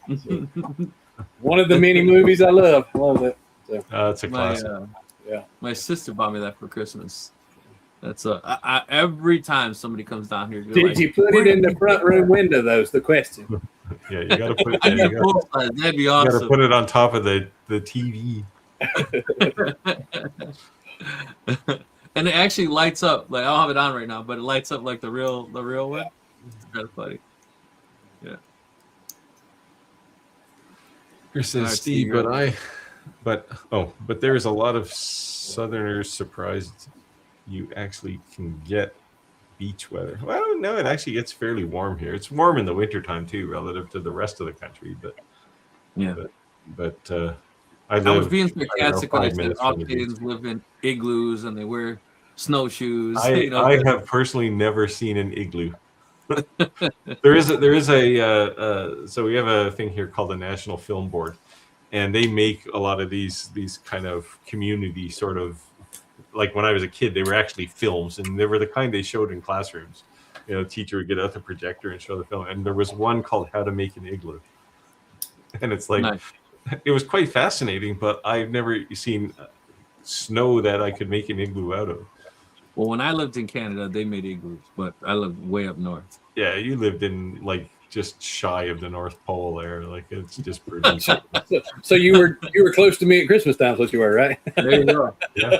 I remember when people would meet me, they'd say, "Oh, you're the Mexican family," as in the Mexican family. and yeah, and when anyone, the only time I ever met anyone who was brown in Canada, they were Native American. Yeah, indigenous. Yeah. Yep. Yeah. You've probably seen a few of them in I did. Lake. Yeah, I did. Yeah. And they assumed they didn't realize that I was Hispanic. Well, I'm half. I'm Apache and Mexican, but They It's assumed oh, I was well, you're native. close. Yeah. Just Yeah. make the secret sign and you're in, right? Yeah. You know, my grandfather, in order to be accepted as a tribe member, they don't allow DNA. They say white man can alter it, right? So you have to go through a lineage and prove with like marriage certificates, birth certificates, things like that, and prove who you are. And you have to have an active family member who's on the tribe that's going to vouch you that you're your blood relative and accept you in. But what people don't realize is Native Americans are not poor. No. A lot of them are very, very wealthy. They just don't look wealthy, right? And that's good and bad because sometimes they're have drug habits and things like that because they just have nothing to do with their time. Because these casinos make them instant millionaires.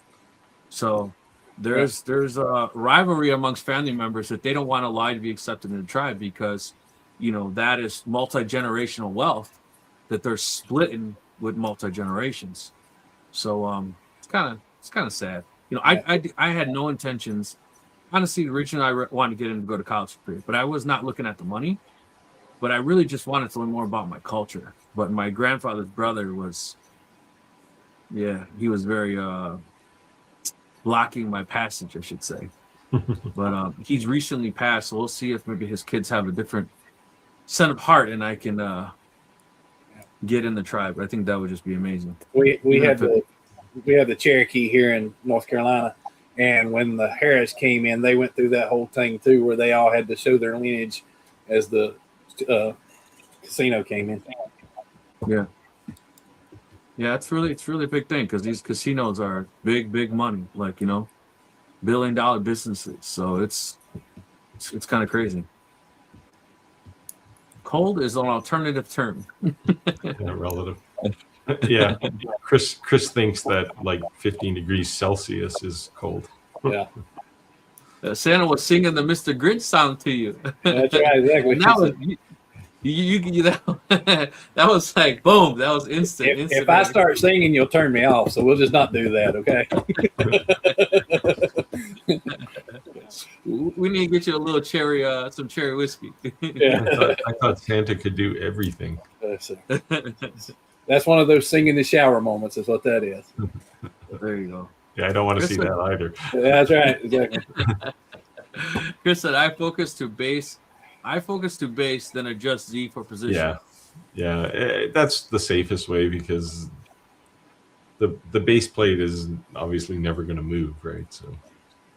So you can set the Z inside of UV to the Z. So what you do is you focus on the base plate because it's in the same place all the time, and then you know how tall the crystal is, and you can just raise the Z-axis by that much. Gotcha. So you raise it dead center, or you raise it to what? Well, you can put the image anywhere you want, but ideally you want the image in the center of the crystal, right? So. Right. No, I'm saying you do the math so that you know what the center would be based on this. Yeah. Yeah, so that the thing you're putting there is in the center, if that's the intention usually. That's cool. It's a good trick. These internal engravings, people just go bananas for these things. Like, it's just crazy. That's the only reason I want a UV laser, to be honest with you. But like I said, my niche is memorial stuff, so I would do well on that. And I see it as a fad. I'm probably totally wrong. Right. They're all fads. Yeah. Unfortunately, because as you said, you live in a tourist area. Yeah. I live in a very gang violent area, and memorial stuff is big by me. So we all know Chicago has a bad reputation. I'm glad I live in a tourist area. Yeah. Chicago is not sometimes friends to their own. That's all I could say. Kevin said, I'm thinking of some type of UV. It's going to be my next machine. Yeah. And Steve was saying last week, eventually, every single one of these laser manufacturers are all going to have their UVs. And I agree. Yeah. I agree. Well, this year they're all going to have UV printers too. Yeah. Right. And the difference is that UV printers have been around a very long time, but they were large format printers. Yeah. So and they were designed to have somebody manage them, right? So someone cleaned them, someone just made sure the thing was always running.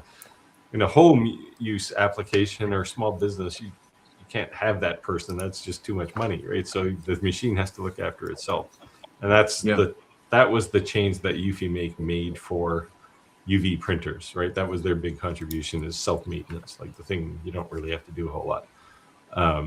And now they're all doing it. Xtool should have theirs out soon, I guess, probably next month. But who else has one? Omtech has one. GWIC has one. Monport's got one. Monport, like everybody's going to have one of these things soon. Because it's the next. I mean, everything we do is part of a fad, right? So, sooner or later. But what I think's good about that though is that very few manufacturers actually produce items themselves. They store box off the shelf items and produce them. So basically, if more than one manufacturers are investing in these parts manufacturers, I think you'll see the technology as a whole progress. Right? Yeah. Well, yeah, because if you're trying to sell a $50,000 UV printer, then it better be self-maintaining now, right? Right. But I mean, as far as tools in my shop, the UV printer is by far the most useful tool. It just, and I mean, I thought it was just me being kind of nerdy, but I talked to Tim Sands about this, who's on here, and he said the same thing. He said it took no time at all before this was his main tool. Cool. Mr. Grant says, my Iker K1 Pro just stopped. I think it's a motherboard. I loved my Iker K1 Pro.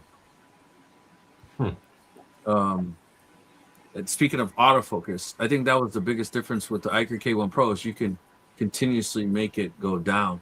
And, that was like the thing that laser did that no one else did.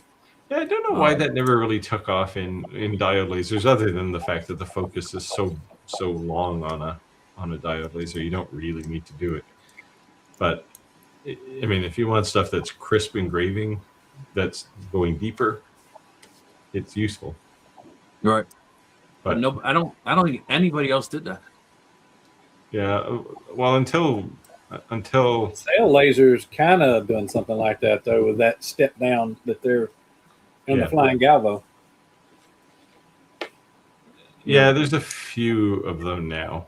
I think Alien Cell did autofocus properly. The Xtool S1 had a focus pin. I never really liked the autofocus on an S1. It works, but it's not. It's just the other thing about the Iker K1 Pro is that as you start getting higher in these higher end wattage diode lasers, they sound like a jet. And the Iker K1 Pro was like quiet when you weren't using it, and then you turn out like, but when it wasn't shut off, it was like you just get used. You don't realize how loud things are until you turn something off, right? And you're like, whoa. Hey, you want loud? Turn on an Omni X. That thing's got like 3 turbo fans up on top that are just howling all the time. It's very loud. So that was crazy. Yeah. So sorry, Mr. Grinch. I like that laser a lot. I thought it was pretty good. You can probably still get a controller for it from. I'm sure you could. Adam Stack. They still sell them. So. Yeah. Prism Print. Rick, what's the light you just turned on? It looks like off Kitty. It says Rick's 2 cents. It's just I don't know what Kitty is, but it's a mirror and it says it's LEDs and says Rick's 2 cents. The angle I'm at with these new lights above me here. That's is it like a 3D, like a depth mirror? I would pick it up and bring it to you, but it's glued to that bracket. No, but is your Rick's 2 cents 3D in there? Like, it doesn't have depth? No, it's just a mirror. A flat mirror. Oh, okay. Just a flat mirror with Rick 2 cents engraved off of it. So the LED behind it is just going like this. So it's coming through the mirror. Yeah. But I'm on my laptop cam. When it's on the regular cam and it's farther back out, it's easier to see. But I think with these lights, they're kind of reflecting off the mirror, maybe hard to read. Yeah, you need to put a little. You need to 3D print a little hood over for the top of it. Oh, you can't even see with it off. Yeah. Yeah, that'd be putting a little hood. That'd be funny. Just enough to take the reflection off for these lights. Like a ball cap for your light. Yeah, these lights are insane. I still got to put them over these CNCs, though. Why? You never use it. I use it. I just haven't put it on video. Hey, you bust my chops. I haven't even seen one CNC video of yours. I've got 3 or 4 of them out there. You got the little one. You got the little 2 trees, not the big guy. No, yeah, I've done some on my Onefinity. Are you sure? You go find my wooden spoon video, and you'll find out how to make wooden spoons on a CNC. And the actual CNC's in the video? Yeah. Huh. I've never seen a CNC video of yours. I'll take a look. I've done coin engraving on a CNC. But I thought that was the little guy. No, I don't use something small. My Onefinity is the only CNC in my shop. Oh, okay. Big Sarge says, as a first-time viewer, you guys are great. Love the batter, solid information, and how you love Santa as a guest. You made my night. Yeah, who else has Santa on their live? So, yeah, exactly. glad you enjoyed it. So, matter of fact, if you don't subscribe to all of us, you get put on the naughty list. So you should post your channel, Chris, so people can subscribe to it. So. Yeah, post it up, and I'll share it on the screen. Give me here just a minute. So those who are new to the live, if you're wondering why do we read these comments, it's because that we're using an app called StreamYard, and what that's doing is taking all of our social media and pulling it into one. So if you're on Steve's Facebook, you're on my YouTube, or vice versa or whatever, it pulls it all into one. And then there's a lot of people who actually watch the podcast. There's a lot of people who only listen to the podcast. And then they chime in, like if I was to say clap, clap, clap, you'll all of a sudden see them comment in the comments. Or if I was to say Louisiana hobby guy, it's like I Dream of Genie. They magically appear on the live, but they're actually listening. So that's why I read it out, because a lot of people listen to the live as they're working or doing something. So.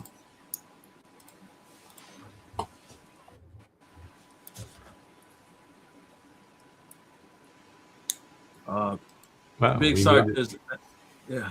We made his night. And you can tell he's from Texas because he says y'all. I used to have a manager in Texas. You know what plural of y'all is, right? Well, yeah. I did. Yeah, I was going to say I used to have a manager in Texas, and when I go down to Austin, a bunch of us would get together, and she'd say all y'all, y'all. It's like all of you. I thought y'all was all of you, but no, there's a plural to that apparently. My grandmother would take it one step further, and she'd say yuns. All yuns, come here.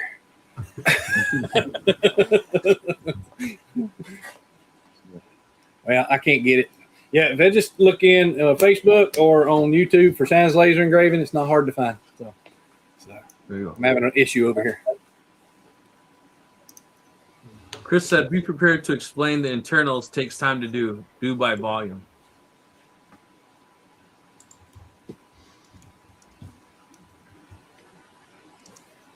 Hold on.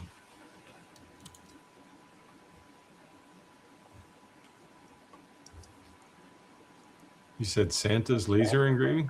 Yep. Yeah, I got it. I was just gonna post it.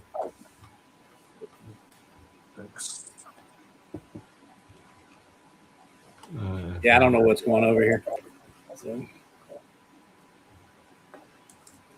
it's the same computer I did my regular day job on all day, so maybe it's just tired and just gave up on me. Uh-oh. What do you got? 82 subscribers? Yeah. So it's anytime you need like YouTube advice, let me know. But YouTube is this bizarre animal as far as growth goes. I already beat you to it. I already posted it.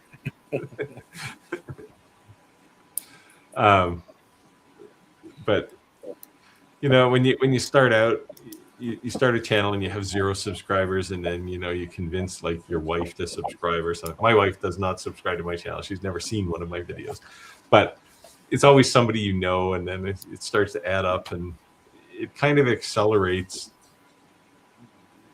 like crazy for a while, and it just kind of grows. And well, I think if you just don't have any expectations up front, I think that's how you do that. You just go in there and do what you want to do, and if they like it, fine. If they don't, fine. And that's kind of the way I'm looking at it. When I started my YouTube channel, I started it because I thought it would be easy. Boy, was I wrong. And the reason I thought that was because we have a friend, is actually a friend of my wife's, and her kid, when he was, I don't know, he was probably 10 when he started his YouTube channel, and all he did was walkthroughs of Minecraft stuff. And he bought his first house when he was 16. It's like, wow. It's like, okay, so this has to be easy. Some 10-year-old can do this, right? And it's like, no, this is brutally hard. You know why? Because other 10-year-olds watching him. Yeah, well, that's the thing, right? There's a lot of 10-year-olds in there. But yeah, he was gonna. Disney wanted to hire him for something, but he didn't want the job. Well, my one surprise was the amount of editing you end up having to do. That's really what people don't know. Yeah, one of the things you'll learn though is as you record, you get better, and you learn where to cut corners when you're editing too, right? I mean, I still take way too long to edit videos, but I'm a little neurotic because I want the thing to be pristine and look awesome, and sometimes I have success at that.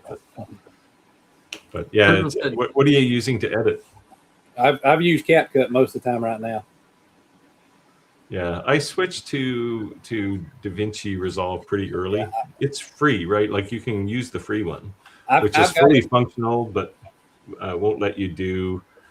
You can't do like if you want to have flying graphics and stuff, you can't edit those with the free version. I downloaded it about a month ago, but I've not really dove into it yet. Yeah, it takes some pretty hefty compute resources though. Like you need a GPU for video card and. But it runs on pretty much any Mac because they all have GPUs in them. Yeah. Well, the new computer is an Intel Ultra 9 core, so yeah, it's the big bad guy. What's that? Well, it's an i9, that machine. It's Yeah, probably more than 9 cores. Then it's probably 24 or something. It's an Intel Core Ultra 9. Yeah, that's probably got 36 cores in it. Yeah. I don't know. It's one of the most expensive computers that Best Buy sells. You see, if you had waited, then you could have maybe got it for free and done a review. I know. You want to take this, Steve? I don't have X-Tool products. Prism Print says, so do any of you have any thought on X-Tool heat press, sublimation oven, and sublimation plate in one machine? So, the heat press, yeah. I thought X-Tool was supposed to send me one of these. The thing I was interested in this was not to make T-shirts because you can pour your powder on them and press them and make a T-shirt iron on. But I was more interested in the vacuum forming because you can 3D print some shape and lay a piece of vacuum form film on top of it and shrink it down and make something like make a mold basically, right? So RC car bodies. Yeah, I'm not going to make car bodies, but people pay big bucks for RC car. That would be my interest. Like what I'm intrigued about, we'll say, with this particular heat press is that X-Tool made it, and it's like $300.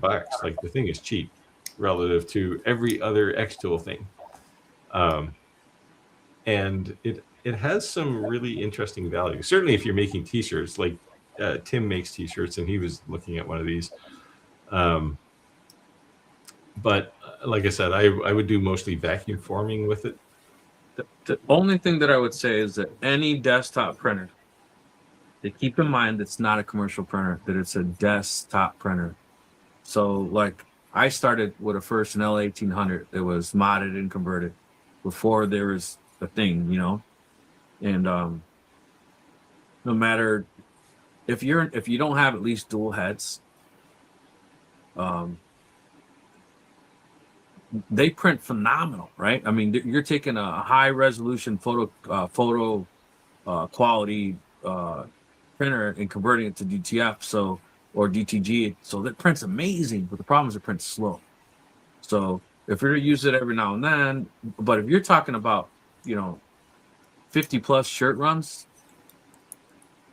man, you're gonna be the I wouldn't say the X-Tool apparel printer is a desktop printer.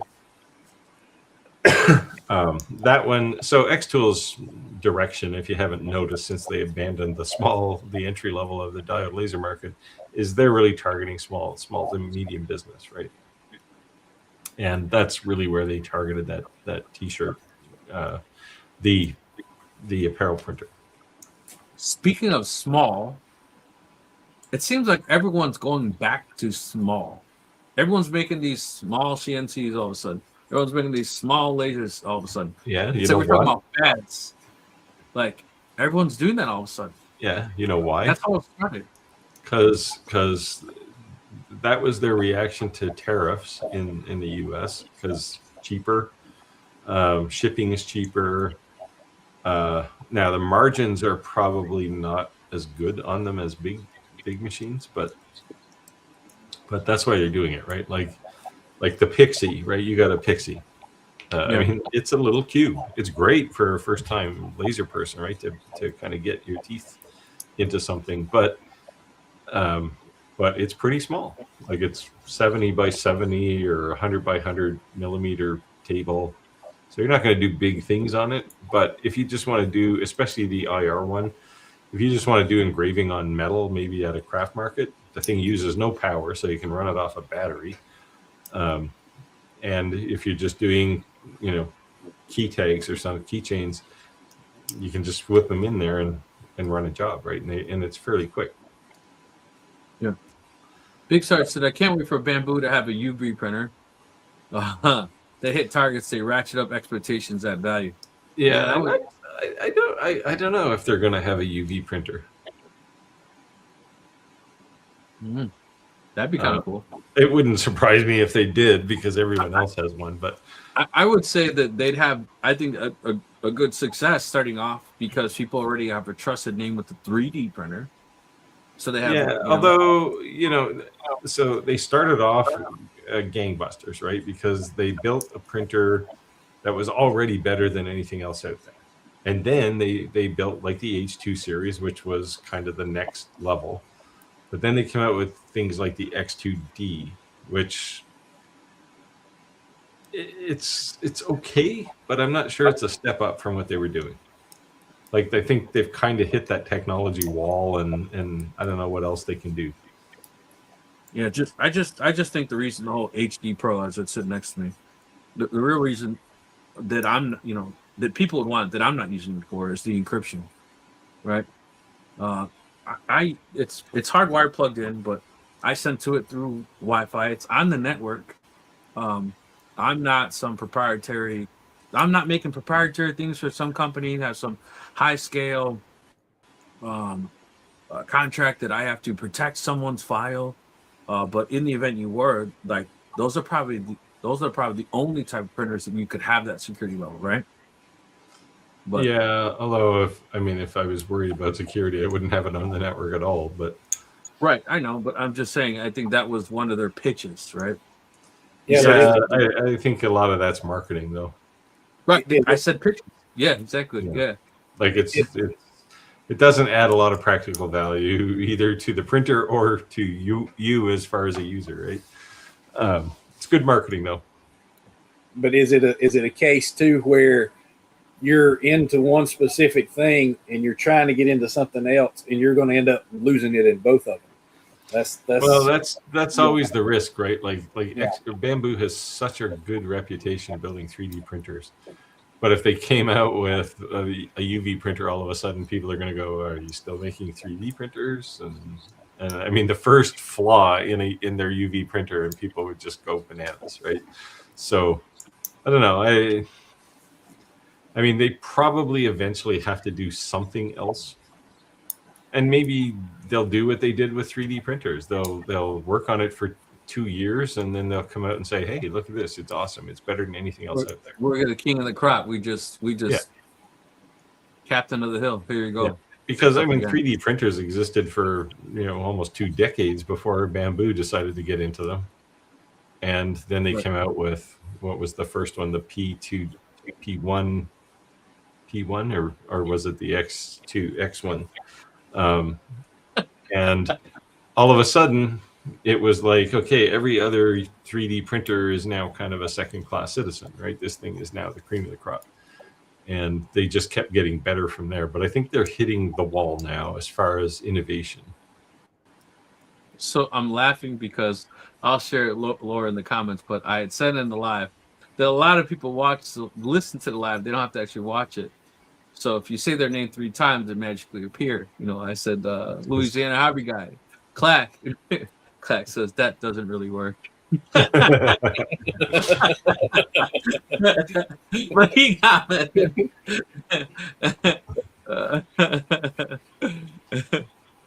He didn't go like this to make his nose go like that, though. Yeah. I might say his name more often if he looked like that blind. I don't know. Tim says to Grinch, I have a spare. I think I have the same model that I boxed up for space. What was he looking for? Great laser. I think he's talking about his Iker. Iker K1 Pro is looking for the motherboard. Oh, right, yeah. Well, there you go. You got if you guys want to make a deal, you can reach out to him. Coast to coast, literally. Yeah. Tim says Kit the car. Yeah, from Kit. Knight Rider? From Knight Rider, yeah. Yeah. There you go. He's saying the light. The light. Yeah. Kit's probably pretty rusty these days, though. There you go. Yeah, from the TV show. Mr. Grin said Rick's the coin master. I'm trying, man. I'm trying. Yeah, Prim said that the car named Kit for Knight Rider. I thought you were old enough to remember. Oh, yeah, I am. Trust me. Knight Rider was definitely a thing that I watched all the time. Loved it. Kevin said, there you go. Rick, looks like you're a DeWalt fan, the same as I am. My shop is slowly turning to yellow and black thing. Yeah. Whoops. There you go. And then you see the boxes. This stupid guy right here, this is money. If anyone knows what this is.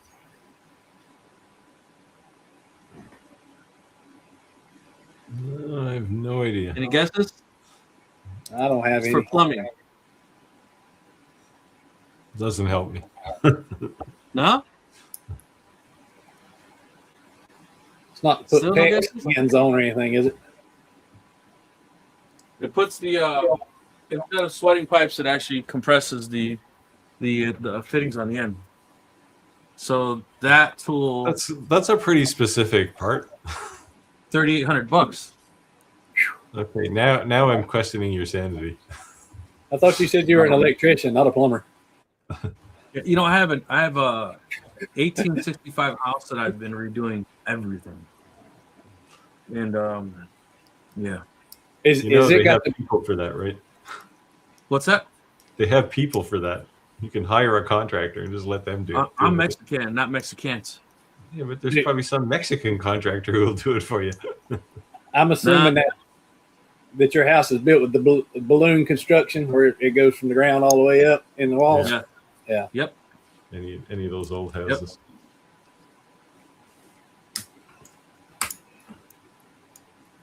There's Clack. That doesn't really work. It works. Say Clack 3 times and click your heels. Yeah. There's no place like home. There's no place like home. He was probably sitting in his big chair watching television, and then he heard that. Got called from the house to the shop. Red Dude is laughing. See, I was right. Louisiana Hobby Guy, he normally watches from his TV. So when we mention his name, he turns on his laptop and he'll reply a little bit later. Prism said, and if you have ever been here long enough, you know what the silver fox is. Yes. It So used to be blonde one time, and I thought, hey, I'm blonde. I'll never go gray, and it just kind of stopped being blonde. So I love it when there's certain inside jokes that people say, and I know the only way you know that you're a regular, right? And the silver fox is one of them. Yeah. Funny. Yeah. Look for me at OnlyFans at Silver Fox. Big Sart said from Maine because he is 207 is his name. We only have one area code. I remember when phone numbers changed from you only had to dial an area code that was outside of your area code, then to having to dial an area code at all times, and that was like a big thing. And then you had to dial one when you have to dial one. That was So I remember having like your phone number 7 digits. I lived in a place where you didn't have to dial the first 2 digits. You only had to dial the last of the first 3 and then the last 4. That's cool. Raidu said anything can be a UFO if you're bad enough identifying things. Or we identified a president. Didn't work out though. There you go. You gotta drag politics into things all the time. Speaking of Trump, he keeps saying he's going to release all these UFO things. I thought that was hilarious. And I was watching United Nations meeting, which is on live TV. And what do you guys call your president candidates? The prime minister, right? Yeah. So the prime minister says, we don't have UFOs like the United States. It's like, what? This is live TV, right? And then the president of Mexico says, this is the 20th century, right? Everybody has a cell phone. There's a camera in everyone's hands. Yeah. We can't deny the fact that there's UFO. What we can't say we've never caught one. Mexico City, we chased them through Mexico City. We did not catch them. People in our country have better footage than we have of them. They're all over the internet. Just go on YouTube. We've never caught one. We don't have one. The United States has one. And I'm just thinking, like, Mexico just like, here you guys go. Canada's like, here you guys go. And we're like, I hadn't seen a thing. but Obama said that too, right? He said, "Oh yeah, there's UFOs. They exist. Aliens exist." Yeah. When he went on a late night show, did you see that when they asked Yeah. him? Yeah. But the thing is, like, man, like, come on, you know, like, I don't understand why. I don't think it's going to cause a mass panic if they said there's aliens. Oh, really? Wow. It'd just be cool to know that, like, it exists, you know. But I don't think anyone's gonna. And all the Mexicans would hide. Mm-hmm. Are they illegal aliens? No, they're real aliens. All the people then who said there were anal probes that wouldn't have to hide it in the closet anymore, they'd say it was really happened. But Prune says, I'm buying X-Tool press just to vacuum custom press packages, size limited, but game changer. Yeah, definitely. Yeah, this is the same reason I would buy it. Is like, even if you ship something, right? You can put it in one of those little, like a Hot Wheels, right, where it comes in the little plastic bubble on a piece of cardboard. You can do that. The other thing I saw people doing is embossing apparel. Yeah. So they're 3D printing something, and then they're putting that over the top of it, and they're like stretching the material so that it's a 3D effect on the outside. Obviously, it may have a shelf life, right? Like so many washes, it kind of doesn't look as good. But we mentioned a couple lives ago, I seen Adidas and Nike doing that now. Yeah. But the difference is, if you bought a shirt off us for $15, $25, and in 30 washes it didn't exist, I get it. But if I would have bought a $60 Nike hoodie, I'd be pretty mad after 13 washes. It doesn't say Nike anymore. That's all I'm saying. And that's the way it's made. So Nike would say, just buy another one for $60. Yeah. Guess we don't have that Canada money. Yeah. So Chris says, too many newbies think a hobby machine is a commercial machine. This is an important distinction, right? When I look at the difference between, even in the Commarker line, right? Like a Commarker B4, which is a 20-watt fiber laser, versus the Titan, which is a 100-watt. There's a pretty substantial difference between those two as far as capability and throughput too, honestly. Well, Like and the precision. If newbies had to get the precision that an industrial or something like that, we wouldn't have as many coming in and enjoying the same things we enjoy. Facts. Yeah. Chris said small is good, but you can fit more different machines in one work area.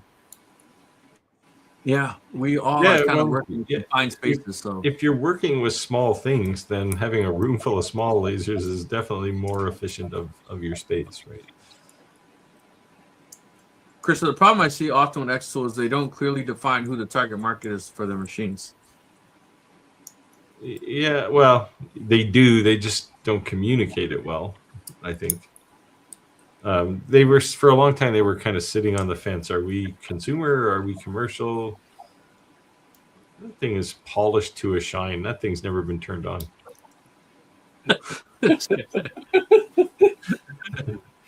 That's the video he's going to do. He's going to do a video of turning it on. Ding. Yeah. I actually was thinking about, I got a bunch of little chips all over. I was thinking about vacuuming that off, actually.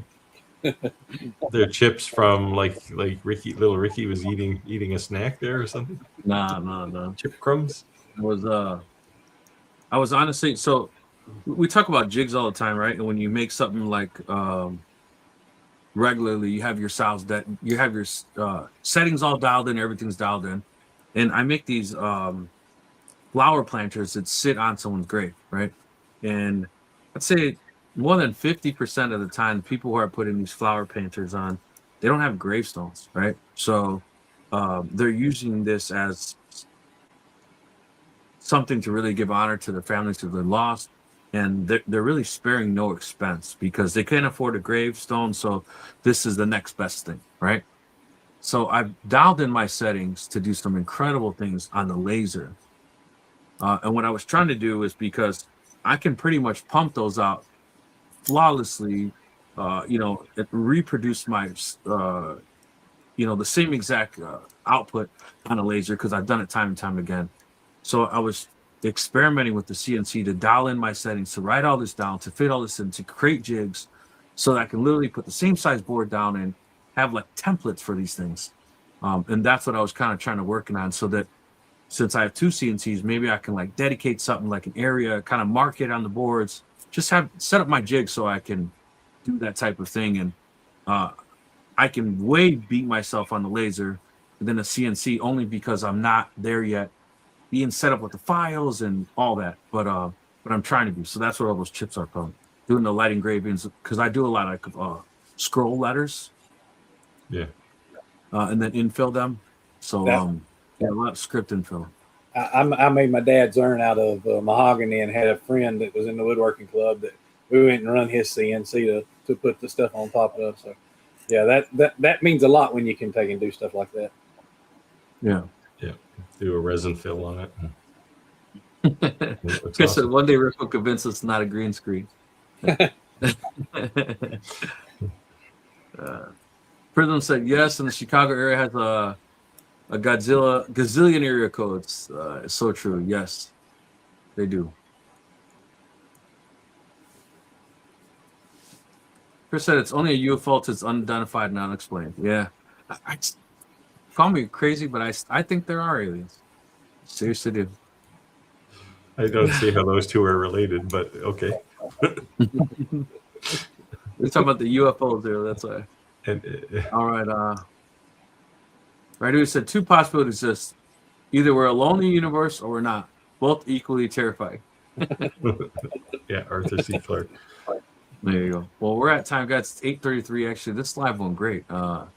Santa, thank you for joining. This was a good time. We actually have to have you back another time.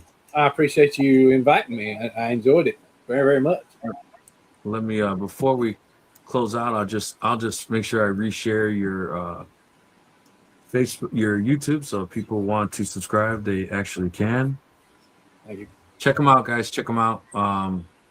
Yeah, it does a lot of cool content, a lot of good things. We're definitely going to get that GoFundMe started so we can support Santa going to this big Santa event. I think that what you do for people is amazing, and I think things that more people like you need to exist in this world. We got so much things going on that's just absolutely insane.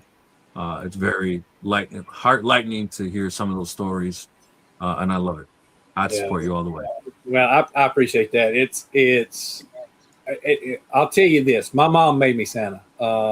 When we were young, of course, she was a single mom, didn't have very much. She was a teacher's aide, so we paycheck to paycheck, but we made Christmas great. And that's, if I can do that, then, you know, whether it's today or at Christmas time, you know, if I can make your day for a few minutes, then I'm Santa Claus, and I love it. Amazing. Nice, let's get that GoFundMe set up. I'm down to promote it for sure. Steve, you want to say anything on the closeout? I don't think I could. This was fun. He said I can't top that. What can I say about that? Now I have to believe in Santa. Yeah. All right, guys. Thank you all for joining us. Yeah, of course. I know you're watching. Yeah, that's right. Y'all have a great night. See you guys. Take care. See you guys next week. Thanks. Bye.